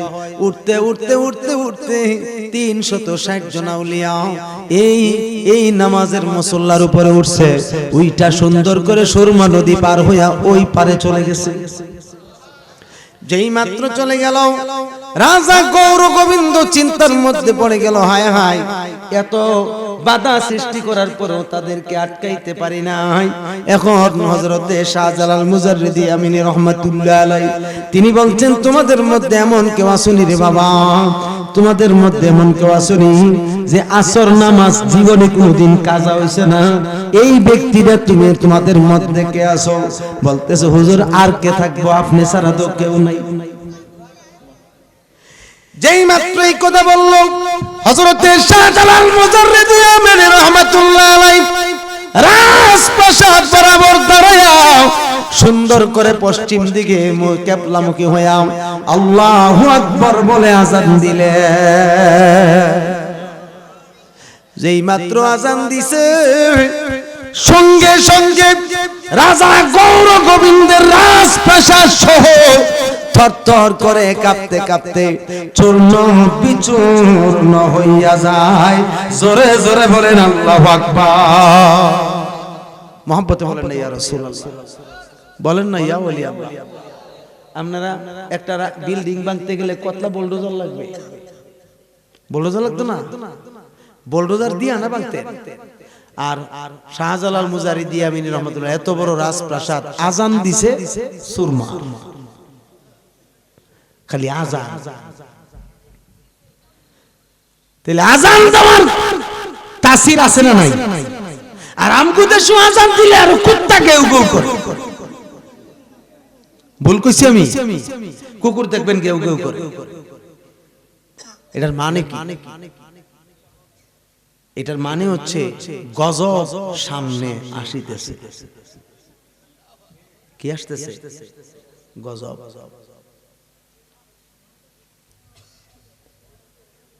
কেননা এই কুকুরের গেউ গেউটা বেশি না, মনে হয় 10-12 বছর ধরে শুনতেছি। কারণ কি? হারাম খাইতে খাইতে পেটের তলা জংকার ধরাই লিছি, কলব অন্ধকার করে লিছি। কথা কোন ঠিক কিনা? এই কলবটারে অন্ধকারে ভরপুর বানাই লিছি। এটা দিয়া আল্লাহরে ডাকলো, আল্লাহ শুনে না। ঠিক কিনা? আগের ইমাম সাহেবরা, বিশেষ করে ইমাম সাহেবরা যদি কোন একটা পানির বোতল ফু দিছে, পেট ব্যথা পানি খাইলে বালি গেছে। সাপোজ একটা কথা বলি, 17 বিশ্ব হুজুরের কাছে পানি ভরার লিগে মানুষ আসতো। তো একজন লোক সবার পিছনে আসছিল, তো হুজুরের সবাইরে দাঁড়া করায়া একসাথে একটা ফু মেরে দিছে। তো সব পানির ফু ভাইয়া পিছন থেকে যত আছে সামনে থেকে সব গেছে, কিন্তু একজন খাড়ি রইছে। কি ব্যাপার, আপনি জান না কেন? কো হুজুর আপনার ফুড এমন আমার বোতলও লাগছেই না। আমি অনেক পিছনে আসলাম, তো আপনি তো অনেক সামনের থেকে ফু দিছে। খো আচ্ছা লাগছে না, ঠিক আছে তুমি এখানে দাঁড়াই থাকো, আমি আমার জায়গা যাই। ওই হুজুরে যে জায়গা থেকে ফু দিছিল ওই জায়গায় গিয়ে আবার এই বোতলটা ফু দিছে, পরে বোতলটা ফাইটটা পানি বেরিয়ে গেছে। তো আপনি বলেন এই ফু আর আমগো 14 গোষ্ঠীর ফু এখন, হ্যাঁ? আরে 17 বিশ্ব হুজুরের সঙ্গে মাছের যে শাক আছে, মাছের শাক কথা কইছে, মাছটা কিসের কুত্তিকে আইছে কথা কইছে, তিনি কুতুবুলের শাক। তিনি কি এইগুলি আমার আব্বা বলছে আমাকে, যে আমরা হুজুরের সঙ্গে দাওয়াত খাইতে গেছি দরকার। কোন জায়গায়? দরকার। তো হুজুরের একজন বক্তা ছিল, সে জোর জবরদস্তি করনেওয়ালা, বুঝেন তো, জোর জবরদস্তি করনেওয়ালা আর কি। তো মাশাআল্লাহ যখন প্লেটে দিছে খাবার, বড় কাতলা মাছ আছে না, কাতলা মাছের শাখা দিছে পরে মাছটার দিকে হুজুরে তাকাইছে, মাছটা কইতাছে হুজুর রে, হুজুর আমি কিন্তু হালাল টাকা না।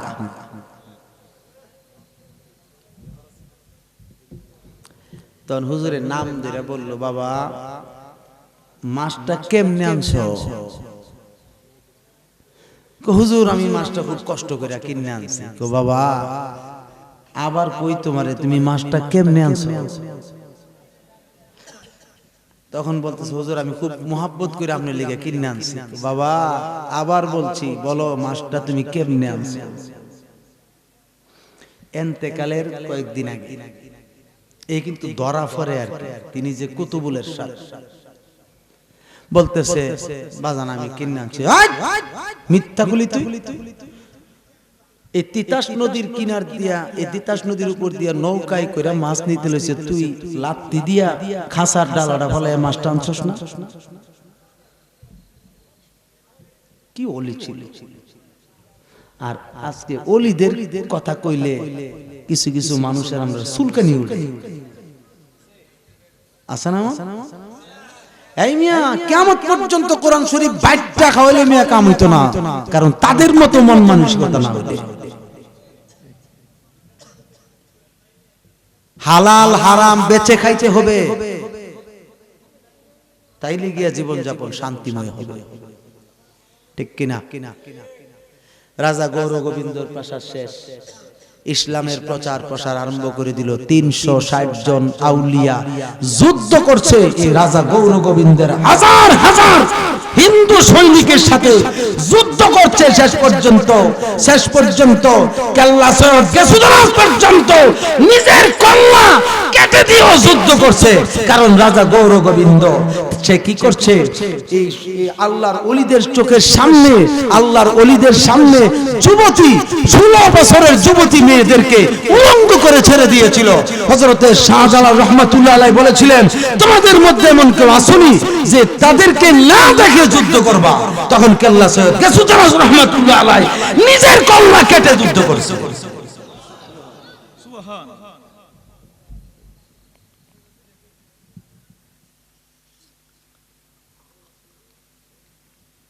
এখন আমি জিজ্ঞেস করি, ওলিরা কি নামাজ পড়ছে না? কথা কোন? ফরজ, ওয়াজিব, সুন্নতে মুআক্কাদা, সুন্নতে জায়েদা, নফল কোন বন্দেগী তারা বাদ দিছে না। আরে মিয়া আমরা তো কোরআন শরীফ পড়তাম জানি, কিন্তু পড়ি না। প্রত্যেকদিন কোরআন শরীফ পড়ার নিয়ম, রাসূল বলছেন হাদিস শরীফে, যে ব্যক্তি কোরআন শরীফ শিখছে সে যদি প্রতিদিন এক পৃষ্ঠাও যদি না পড়ে বা একটা সূরাও যদি না পড়ে, আল্লাহর কাছে জবাব দিতে হবে।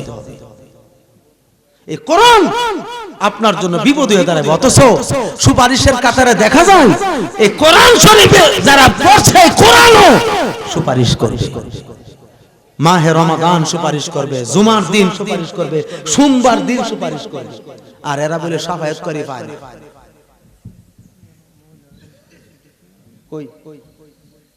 যাই হোক, আমি আপনাদের খেদমতে বলতে চাচ্ছি, আমরা নামাজ চাই কিনা? কথা কোন না, চাইনিও পড়বেন নি? হাত তুললে কোন চাই দিন পড়েন না ইনশাআল্লাহ? আরে একের কষ্ট হইতেছে, আও কই না ইনশাআল্লাহ, আর জোরে ইনশাআল্লাহ। নামাজ পড়বেন, নামাজ বাদ দিবেন না। এক ওয়াক্ত নামাজের জন্য আল্লাহর কাছে জবাব দিয়া হাসরের মাঠ থেকে যাইতে হবে। মুসাম্মাদ মুন্নার মা দিছে 500 টাকা, জোরে কোন মারহাবা। আল্লাহ তুমি কবুল করো, মঞ্জুর করো, মনের আশা পূরণ করে দাও, আবেদা সালেহা মুমিনা বানায়া দাও, খাতুনে জান্নাতের সঙ্গী বানায়া জান্নাতে রাখো, বলেন আমিন। ইমরানের মা দিছে 500 টাকা, জোরে কোন মারহাবা। আল্লাহ তুমি কবুল করো, মঞ্জুর করো, মনের আশা পূরণ করিয়া দাও, কোটি কোটি টাকার মালিক বানায়া দাও, আহলে আওলাদের কবর আযাব maaf করো, দানের হাদিয়া সোনার মদিনা কবুল করো, বলেন আমিন। হ্যাঁ, জাকির ভাইয়ের মেয়ে জান্নাত আক্তার দিয়েছেন 2000 টাকা, জোরে কোন মারহাবা। আল্লাহ তুমি কবুল করো, মঞ্জুর করো, মনের আশা পূরণ করে দাও, কোটি কোটি টাকার মালিক বানিয়ে দাও, আহলে আওলাদের কবর আযাব maaf করো, দানের হাদিয়া সোনার মদিনা কবুল করো, বলেন আমিন। জাকির ভাই নিজে দিয়েছেন 1000 টাকা, জোরে কোন মারহাবা। আল্লাহ তুমি কবুল করো, মঞ্জুর করো, মনের আশা পূরণ করে দাও, লক্ষ লক্ষ কোটি কোটি টাকার মালিক বানিয়ে দাও, কামাই রোজগারের রহমত বরকত দাও, আহলে আওলাদের কবর আযাব maaf করো, দানের হাদিয়া সোনার মদিনা কবুল করো, বলেন আমিন। নোবেলের আম্মা দিয়েছেন 1000 টাকা, জোরে কোন মারহাবা। আল্লাহ তুমি কবুল করো, মঞ্জুর করো, মনের বাসনা পূরণ করে দাও, কোটি কোটি টাকার মালিক বানিয়ে দাও, আহলে আওলাদের কবর আযাব maaf করো, দানের হাদিয়া সোনার মদিনা কবুল করো, বলেন আমিন। জুম্মনের আম্মা দিয়েছেন 1000 টাকা, জোরে কোন মারহাবা। আল্লাহ তুমি কবুল করো, মঞ্জুর করো, মনের আশা পূরণ করে দাও, কোটি কোটি টাকার মালিক বানিয়ে দাও। হারুন মিয়া দিয়েছেন 1000 টাকা, জোরে কোন না মারহাবা। আল্লাহ তুমি কবুল করো, মঞ্জুর করো, মনের আশা পূরণ করে দাও, লক্ষ লক্ষ কোটি কোটি টাকার মালিক বানাও, কামাই রোজগারের রহমত বরকত দান করো, বলেন আমিন। এলু মিয়ার স্ত্রী দিয়েছেন 1000 টাকা, জোরে কোন মারহাবা। আল্লাহ তুমি কবুল করো, মঞ্জুর করো, মনের আশা পূরণ করে দাও, লক্ষ লক্ষ কোটি কোটি টাকার মালিক বানিয়ে দাও, কামাই রোজগারের রহমত বরকত দান করো, দানের হাদিয়া সোনার মদিনা কবুল করো, বলেন আমিন। মেহেদির আম্মা দিয়েছেন 1000 টাকা, জোরে কোন মারহাবা। আল্লাহ তুমি কবুল করো, মঞ্জুর করো, মনের আশা পূরণ করে দাও, আল্লাহ মা বোনদেরকে তুমি আবেদা সালেহা মুমিনা বানিয়ে দাও, দানের হাদিয়া সোনার মদিনা কবুল করো, বলেন আমিন। তাকবীরের আম্মা দিয়েছেন 500 টাকা, জোরে কোন না মারহাবা। আল্লাহ তুমি কবুল করো, মঞ্জুর করো, মনের বাসনা কবুল করে নাও, আবেদা সালেহা মুমিনা বানিয়ে দাও, দানের হাদিয়া সোনার মদিনা কবুল করো, বলেন আমিন। মোহাম্মদ শাহ আলম মিয়া দিয়েছেন 1000 টাকা, জোরে কোন মারহাবা। আল্লাহ তুমি কবুল করো, মঞ্জুর করো, মনের আশা পূরণ করে দাও, কোটি কোটি টাকার মালিক বানাও, আহলে আওলাদের কবর আযাব maaf করো, দানের হাদিয়া সোনার মদিনা কবুল করো, বলেন আমিন। দক্ষিণ পাড়ার মাহবুব তিনি দিয়েছেন 2000 টাকা, জোরে কোন মারহাবা। আল্লাহ তুমি কবুল করো, মঞ্জুর করো, মনের বাসনা পূরণ করে দাও, কোটি কোটি টাকার মালিক বানিয়ে দাও, আফত বিপদ বালা মুসিবত থেকে হেফাজত করো, দানের হাদিয়া সোনার মদিনা কবুল করো, বলেন আমিন। একটু আমরা দাঁড়ায় নবীজিকে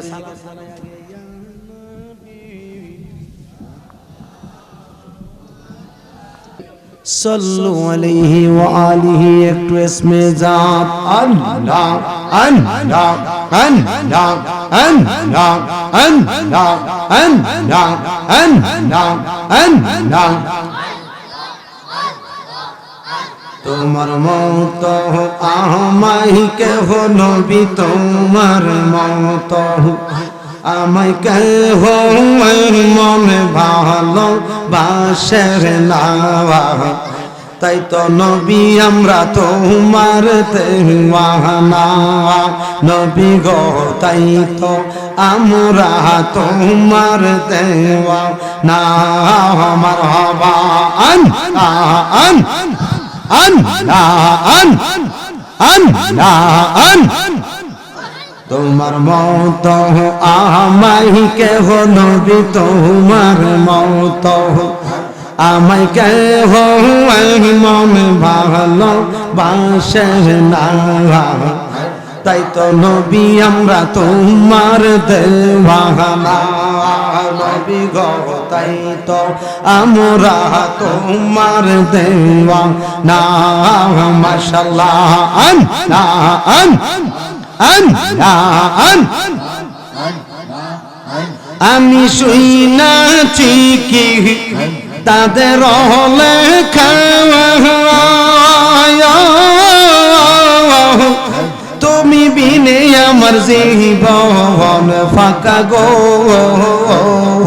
মাশাআল্লাহ আন আন তুমি খুশি না হইলে নবী তুমি খুশি না হইলে আমার মাওলাই খুশি হবে না তাই তো নবী আমরা তোমার দেওয়ানা নবী গো তাই তো আমরা তোমার দেওয়ানা মাশাআল্লাহ আন আন আন আন আমি যতই বলি আমার ধন যৌবন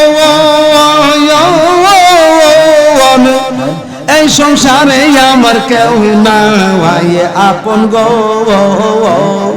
মারহাবা আন আন তুমি আমার সহায় সম্বল নবী তুমি আমার সহায় সম্বল করলে দানের আপনা তাই তো নবী আমরা তোমার দেওয়ানা নবী গো তাই তো আমরা তোমার দেওয়ানা মাশাআল্লাহ আন আন তোমার মত আমায় কেহ নবী তোমার মত আমায় কেহ মন ভালোবাসে না তাই তো নবী আমরা তোমার দেওয়ানা নবী গো তাই তো আমরা তোমার দেওয়ানা মাশাআল্লাহ আন আন নাই সাধন বহজল গো দয়াল নাই সাধন বহজল কি ধন আছে কি ধন দিয়া রাখতাম তোমার মন মাশাআল্লাহ আন আন তাই তো আমি দিবানিশ তাই তো আমি দিবানিশ তোমার প্রেমের ভিখারি তুমি আমরার হইও গো কান্দাওয়ারে অপরাণের দয়াল রে তুমি আমরার হইও গো কান্দাওয়ারে মাশাআল্লাহ আন আন আন আন নাম বরসা গো দয়াল নাম বরসা একুলে কুল গো দয়াল নইরা সারা সাওয়া মাশাআল্লাহ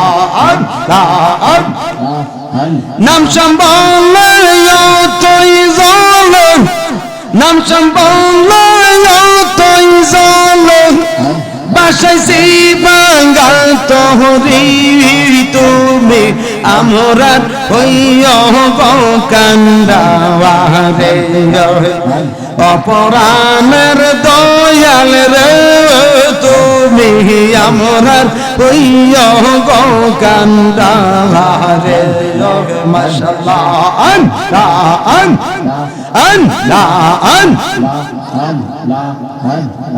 জোরে একসাথে নাম বড় দয়াল নাম বড় অদম দেয় রয় বাঙ্গা তরির কি রয় বড় মাশাআল্লাহ তুমি যদি আমরা রে হো প্রাণের দয়াল রে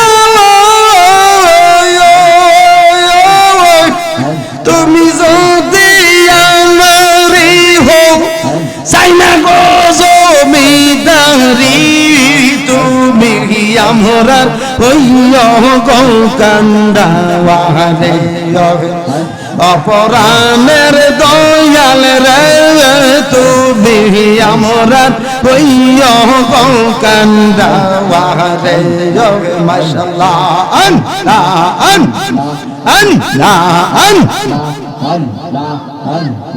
দয়াল রে তোর প্রেম জালা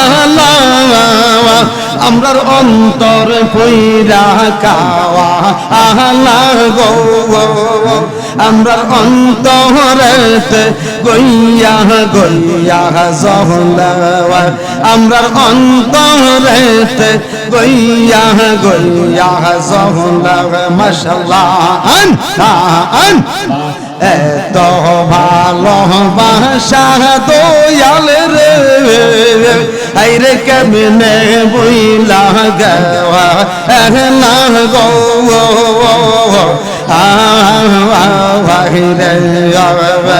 এই মুজাহিদের কোন পরাদ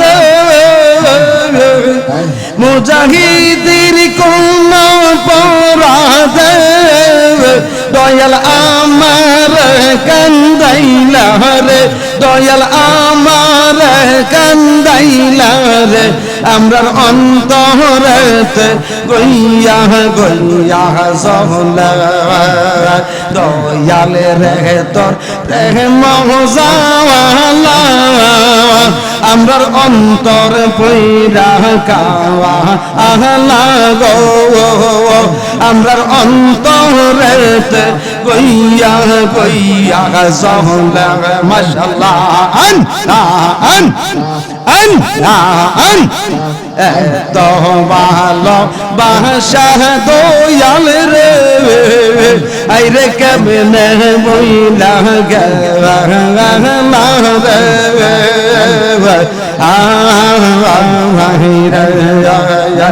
আমি গোপনে কইরা পিরিতি গোপনে কইরা পিরিতি এখন বাসি নয়ন জলে রে এখন বাসি নয়ন জলে রে আমার অন্তরেতে গইয়া গইয়া জলে দয়াল রে তোর প্রেম জালা আমরার অন্তর পইরা কাওয়া আহলা গো আমরার অন্তরেতে গইয়া গইয়া জহলা আমরার অন্তরেতে গইয়া গইয়া জহলা মাশাআল্লাহ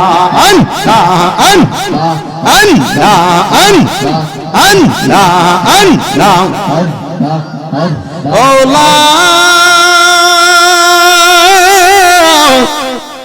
ইলাহা ইল্লাল্লাহু মুহাম্মাদুর রাসূলুল্লাহ সাল্লাল্লাহু আলাইহি ওয়াসাল্লাম পড়েন আলহামদুলিল্লাহ কিছু কথা কইবে ও আলহামদুলিল্লাহ আল্লাহ পাক রব্বুল আলামিনের অশেষ মেহেরবানিতে আজ 3 ঘটিকা থেকে শুরু হয়েছিল আজকে আমাদের মাহফিল এখন পর্যন্ত আল্লাহর দয়ায় আপনাদের উপস্থিতিতে সফল হয়েছে বলেন আলহামদুলিল্লাহ প্রত্যেকের আলোচনা আপনাদের কাছে কেমন লেগেছে আলহামদুলিল্লাহ ভালো লেগেছে আজকে আপনারা আসরের আগে আপনাদের বক্তব্যের ছাত্র ছাত্রীদের তেলাওয়াত শুনেছেন গজলও শুনেছেন এখানের মধ্যে আমার তিনজন ছাত্র গজলের মধ্যে উত্তীর্ণ হয়েছে, কেরাতের মধ্যে উত্তীর্ণ হয়েছে, সেজন্য প্রথম স্থান অধিকার করেছে আপনাদের মক্তবের ছাত্র মোহাম্মদ জিহাদ, মোহাম্মদ জিহাদ আসেনি, জিহাদ আসেনি, উনিও জি জিহাদ সাহেব, আপনি উপরে আসেন। আর দ্বিতীয় স্থান অধিকার করেছে মোহাম্মদ রাহাত। ও এটা হ্যাঁ, নামাজ শিক্ষা একটা বই দিছে, খুব সুন্দর।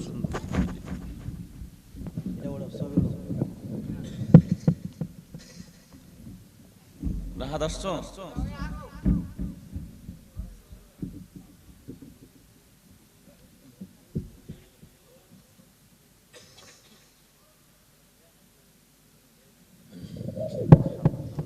তৃতীয় স্থান আবার অধিকার করেছে মোহাম্মদ জিহাদ। আবার জিহাদ। আমাদের তেলাওয়াতের মধ্যে অনেকে উপস্থিত ছিলেন, প্রতিযোগিতায় অংশগ্রহণ করেছিলেন।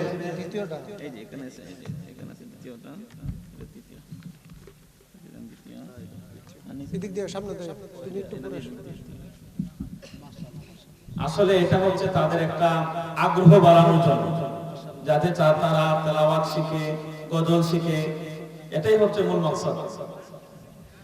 আজকে গজল প্রতিযোগিতায় প্রথম স্থান অধিকার করেছে মোহাম্মদ উসমান গনি। উসমান গনি কে আছে? উসমান গনি কে আছে?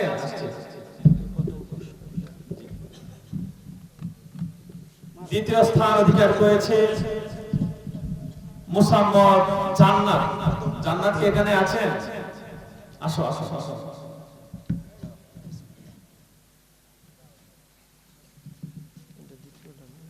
তৃতীয় স্থান অধিকার করেছে জাকিয়া সুলতান। জাকিয়া সুলতান কি চলে গেছে? দ্বিতীয় স্থান না, জান্নাত।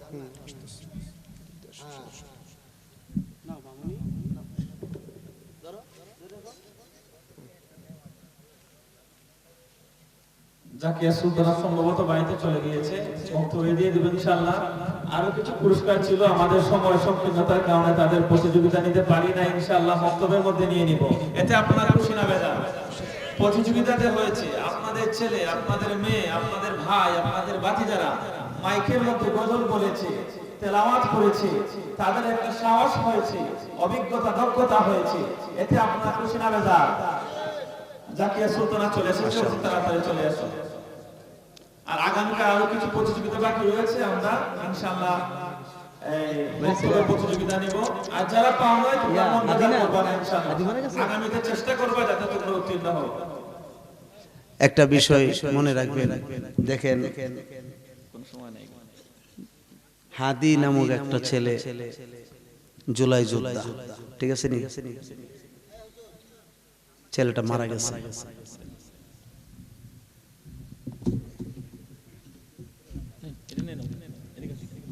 কথা বুঝতেছেন না আমার কথা? আচ্ছা, আপনারও একটা মত আছে, আমারও একটা মত আছে, আছে না? মতের বিরোধ থাকতে পারে, কিন্তু এই জন্য একটা মানুষকে মেরে ফেলা, এটা কি আল্লাহ বলে দিছে? কথা বলেন না। বিচার কার্য হচ্ছে ভিন্ন, আইন আদালতের মাধ্যমে এটা কি ভিন্ন। এটাতে যদি সে দোষী সাব্যস্ত হয়, তার সাজা যেটা আসে এটা হবে। কিন্তু নিজে শুট করে মেরে ফেলা, এটা কোন ইসলামের কর্মকাণ্ড? আজকে ছেলেটা জুলাই যোদ্ধার মধ্যে কিন্তু একটা শীর্ষস্থানীয় শ্রেষ্ঠতম একটা মর্যাদার ছেলে ছিল। তার একটা বাচ্চা আছে, শিশু বাচ্চা। সে তার একটা বক্তব্য আমি শুনেছি যে আমার হয়তো কোনো কিছু একটা হয়ে যেতে পারে,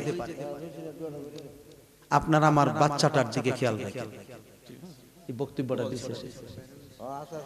বাচ্চাটা এত সুন্দর ফুটফুটে, মাশাআল্লাহ, এতিম হয়ে গেল। হাদিস শেষ। এজন্য বলছি, মৃত্যু কার কোন সময় সেটা কেউ বলতে পারে না। কিন্তু এই খুন করা, এটার যে কত বড় অপরাধ।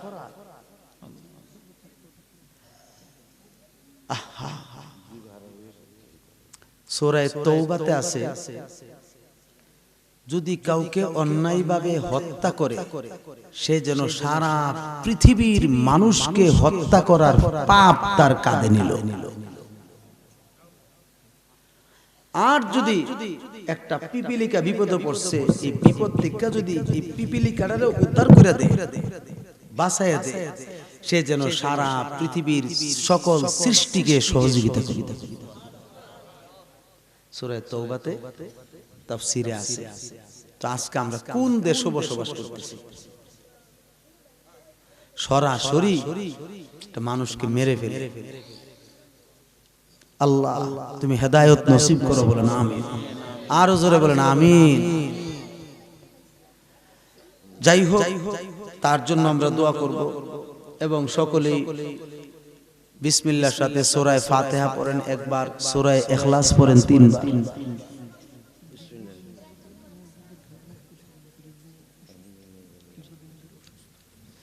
আলহামদুলিল্লাহি রাব্বিল আলামিন।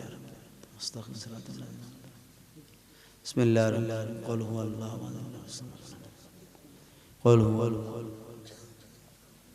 কুল হুয়াল্লাহু সাদাকাল্লাহু। আল্লাহুম্মা সাল্লি আলা সাইয়্যিদিনা মুহাম্মাদিন মাদানিল জুদি ওয়াল কারামি ওয়া আলিহি ওয়া সাল্লাম। অনেক দিন যাবত পর্যন্ত আমি শুনেছি এখন যে মসজিদের খেদমত করছেন মোহাম্মদ ফিরোজ মিয়া সাহেব, তিনি দীর্ঘদিন যাবতীয় অসুস্থ হয়ে আছেন। মহান রব্বুল আলামিন যেন সুস্থ করে দে, বলেন আমিন। এরকম বহু মুরব্বী কিন্তু অসুস্থই আছে, আপনি সুস্থ বলতে পারবেন না। এখানে যারা যারা আছেন কম বেশ অসুস্থ হয়ে আছে। ওই 40-এর উপরে বয়স গেলে জ্বর 60ও আল্লাহকে কাটিয়ে ফিরে থাকে আর লরিস না। একজন মানুষ না শুধু গড়ে, পৃথিবীর জমিনে প্রত্যেকটা মানুষ গড় হিসাব করছেন বৈজ্ঞানিক সম্প্রদায় যারা, যে গড়ে একটা মানুষ 60 বছর বাঁচে। এবার সে 110 বছর বাঁচুক আর 120 বছর, প্রত্যেক বয়স গড় হিসাব হইল এটা। 40-এর আগে অসুস্থ হইয়া মইরা চেপকাইয়া ফিরে থাকে, কথা ঠিক নেই। এই জন্য রোগ আমগো সোনার বাংলাদেশে আর ভারতের জমিনে অভাব নাই রোগের। কিন্তু সৌদি আরব হজ করতে গিয়া 3 ঘন্টা 3.5 ঘন্টা একটা ফার্মেসিতে বসে রইলাম, একটা রোগী পাইলাম না, একটা ওষুধ নিতে আইতো।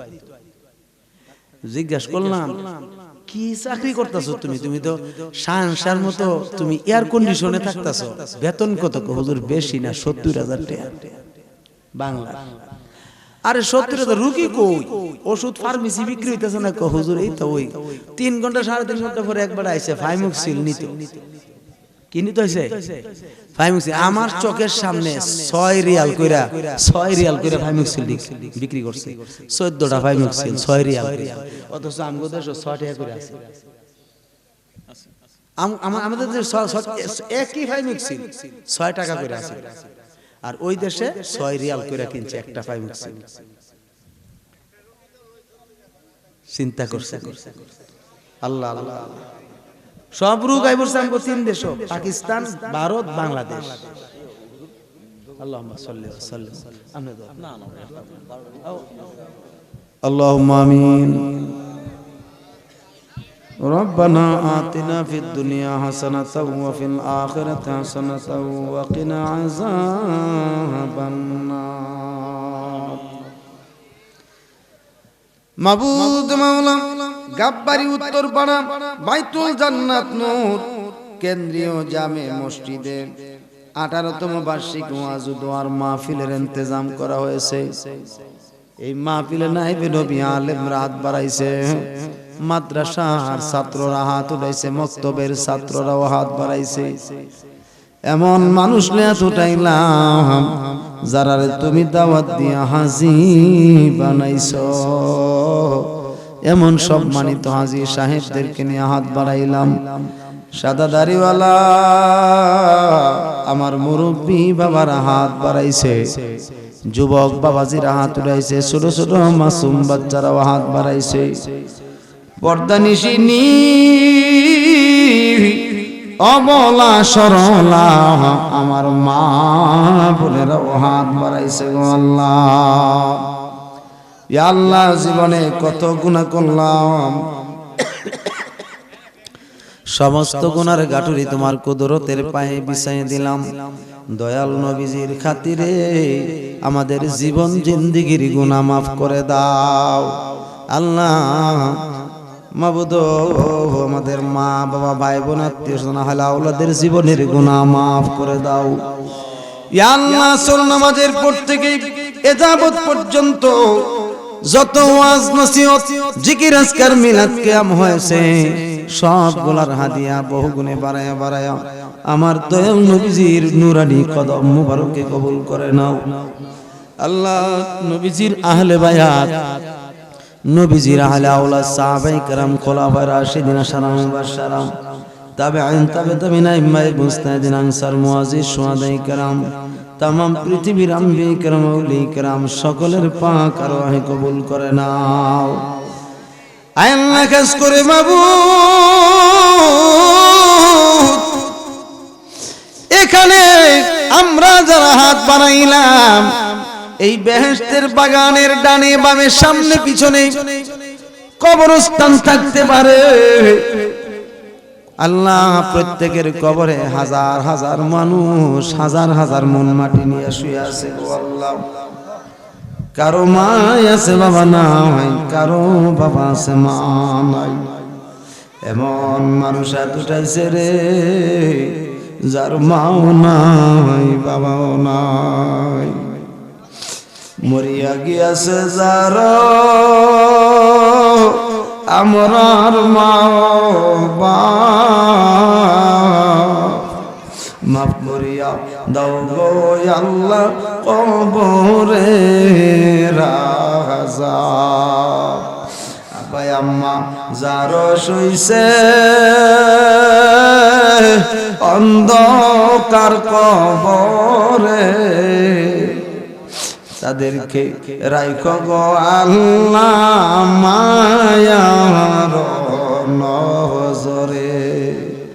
আল্লাহ যাদের মা বাপ বেঁচে আছে হায়াত বাড়ায়া দাও আল্লাহ, তাদের খেদমত করার তৌফিক দান করো আল্লাহ। যারা টাকা দিয়া পয়সা দিয়া জ্ঞান দিয়া বুদ্ধি দিয়া জান দিয়া মাল দিয়া এই বেহেশতের বাগান সাজাইছে গো আল্লাহ, প্রত্যেকের তুমি মানসুর হাল্লাজের মতো কবুল করে নাও। আয় আল্লাহ খাস করে মাবুদ আল্লাহ আমার হুজুরের হায়াতে বরকত দান করো আল্লাহ। মা মুফতি মুহাম্মদ মনিরুজ্জামান আল কাদরি হুজুর কেবলার হায়াতে বরকত দান করো আল্লাহ। সমস্ত অসুস্থতা থেকে সুস্থ রাখো, ভালো রাখো আল্লাহ। বিশেষ করে মাওলানা মহিবুল্লাহ ইয়ামিনী সহ জামাল উদ্দিন বিন ইয়াকুব সহ বিশেষ করে মাবুদ ও মাবুদ মাওলা আল্লাহ তোমার দরবারে ফরিয়াদ করছি মাওলানা আরিসুর রহমান সাইফি সাহেব সহ উমর ফারুক সাহেব সহ এমনকি মাওলানা শাহ সুলাইমান রেজা কাদরি সাহেব সহ এবং মাওলানা ইসমাইল হোসেন শিবপুরি সাহেব সহ অনেক ওলামায়ে কেরামরা এই মাহফিলে অংশগ্রহণ করছে আল্লাহ। বিশেষ করে আমার মুহাব্বতের ভাই আমার ডান পাশে বসা আছে গো আল্লাহ, আল্লাহ তাদের হায়াতে বরকত দান করো, এলমিয়তে তরবিয়ত দাও আল্লাহ, তরক্কি দান করো আল্লাহ। প্রত্যেকটা মানুষকে ইমাম সাহেব হুজুরের মুহাব্বতের দিকে মাইল করে দাও। আয় আল্লাহ এই মাহফিলটারে কিয়ামত পর্যন্ত কায়েম আর দায়েম রাখো। বিদেশ বিরাজ্যে যারা আছে সবাইকে তুমি হেফাজতে রাখো, কামাই রোজগারে রহমত বরকত দান করো আল্লাহ। বিশেষ করে মেম্বার সাহেব অক্লান্ত পরিশ্রম করে মাহফিলটা সুন্দর করছে গো আল্লাহ। যিনি আমাদেরকে আদর করে খাওয়াইছেন তিনিও মুহাব্বত করছেন, অনেক সুন্দরভাবে জীবন যাপন করছেন এবং এই মাহফিলের জন্য পরিশ্রম করছেন। এবং মুরব্বী আছে বাবারা আছেন, অনেকে আছে আল্লাহ। সকলকে তুমি ইমাম হুসাইনি সৈনিক বানায়া দাও আল্লাহ। ও মাবুদ মাওলা যারা দাখিল পরীক্ষার্থী আছে, এসএসসি পরীক্ষার্থী আছে, প্রত্যেকের পরীক্ষায় তুমি কামিয়াবি নসিব করিয়া দাও আল্লাহ। যারা স্কুল মাদ্রাসায় পরীক্ষা দিচ্ছে প্রত্যেকের পরীক্ষায় ভালো রেজাল্ট শোনায়া দাও মাবুদ মাওলা যারা বিদেশ যাওয়ার জন্য কাগজপত্র জমা দিয়া রেখেছে প্রত্যেকের বিদেশ যাইবার একটা ব্যবস্থা করিয়া দাও আল্লাহ। যারা ব্যবসা করে ব্যবসায় উন্নতি দাও আল্লাহ। যারা চাকরি করে চাকরিতে বরকত দান করো। মা বোনদেরকে তুমি আবেদা সালেহা মুমিনা বানায়া দাও আল্লাহ। আল্লাহ জুলাই যোদ্ধা মোহাম্মদ উসমান হাদি আল্লাহ ছেলেরা দুনিয়ার জমিন থেকে বিদায় নিছে গো আল্লাহ। আল্লাহ তার কবরটারে জান্নাতের টুকরা বানাইয়া দিও আল্লাহ। তার শিশু বাচ্চাটারে সবুরে জামিল দান করো আল্লাহ। তার পরিবারকে তুমি সবুরে জামিল দান করো ইয়া আল্লাহ। বাংলাদেশের যিনি সাবেক প্রধানমন্ত্রী ছিলেন তিনবারের আল্লাহ বেগম খালেদা জিয়া তিনি অসুস্থ মৃত্যুর সাথে পাঞ্জা লড়তেছে গো আল্লাহ। সুস্থ করিয়া দাও। হায়াত থাকলে সুস্থ করো, হায়াত না থাকলে কষ্ট না দে ঈমানের সাথে কবুল করো আল্লাহ। এখানে আমরা অনেক মকসুদ নিয়াত বানাইলাম, কার মনে কি মকসুদ আছে গো আল্লাহ জানি না। প্রত্যেকের মনের নেক মাকাসেদ কবুল করে নাও তুমি সারা কারো কাছে আল্লাহ করিব রোদন। তুমি বিনে কে বুঝিবে পাপীর কান্দন। আল্লাহ কাজ করে তাবারুকের মধ্যে খায়ের বরকত দান করো, খাস রহমত নাজিল করো। যারা তাবারুক খাবে রুগের শেফা দান করে দিও। মা বোনদেরকে তুমি আবেদা সালেহা মুমিনা বানায়া দাও। মা বোনদেরকে তুমি আবেদা সালেহা মুমিনা বানায়া দাও। খাতুনে জান্নাতের সঙ্গিনী বানায়া দাও আল্লাহ। মাবুদ মাওলা মাবুদ বিশেষ করে গো আল্লাহ আল্লাহ দুশমনের রাসূল দুশমনের ওলি থেকে আমাদের ঈমান এবং আমল হেফাজত করো ইয়া আল্লাহ। আমাদের সকলের চলার পথে বিভিন্ন আযাব গজব থেকে হেফাজত করো, জান মালের হেফাজত করো। সাল্লাল্লাহু তাআলা আলা খায়রি খালকি নূরাশি সাইয়্যিদিনা মুহাম্মাদিন ওয়া আলি ওয়া আসহাবিহি আজমাইন আমিন আমিন বিহাক্কি লা ইলাহা ইল্লাল্লাহু মুহাম্মাদুর রাসূলুল্লাহ। আসসালামু আলাইকুম ওয়া রাহমাতুল্লাহ।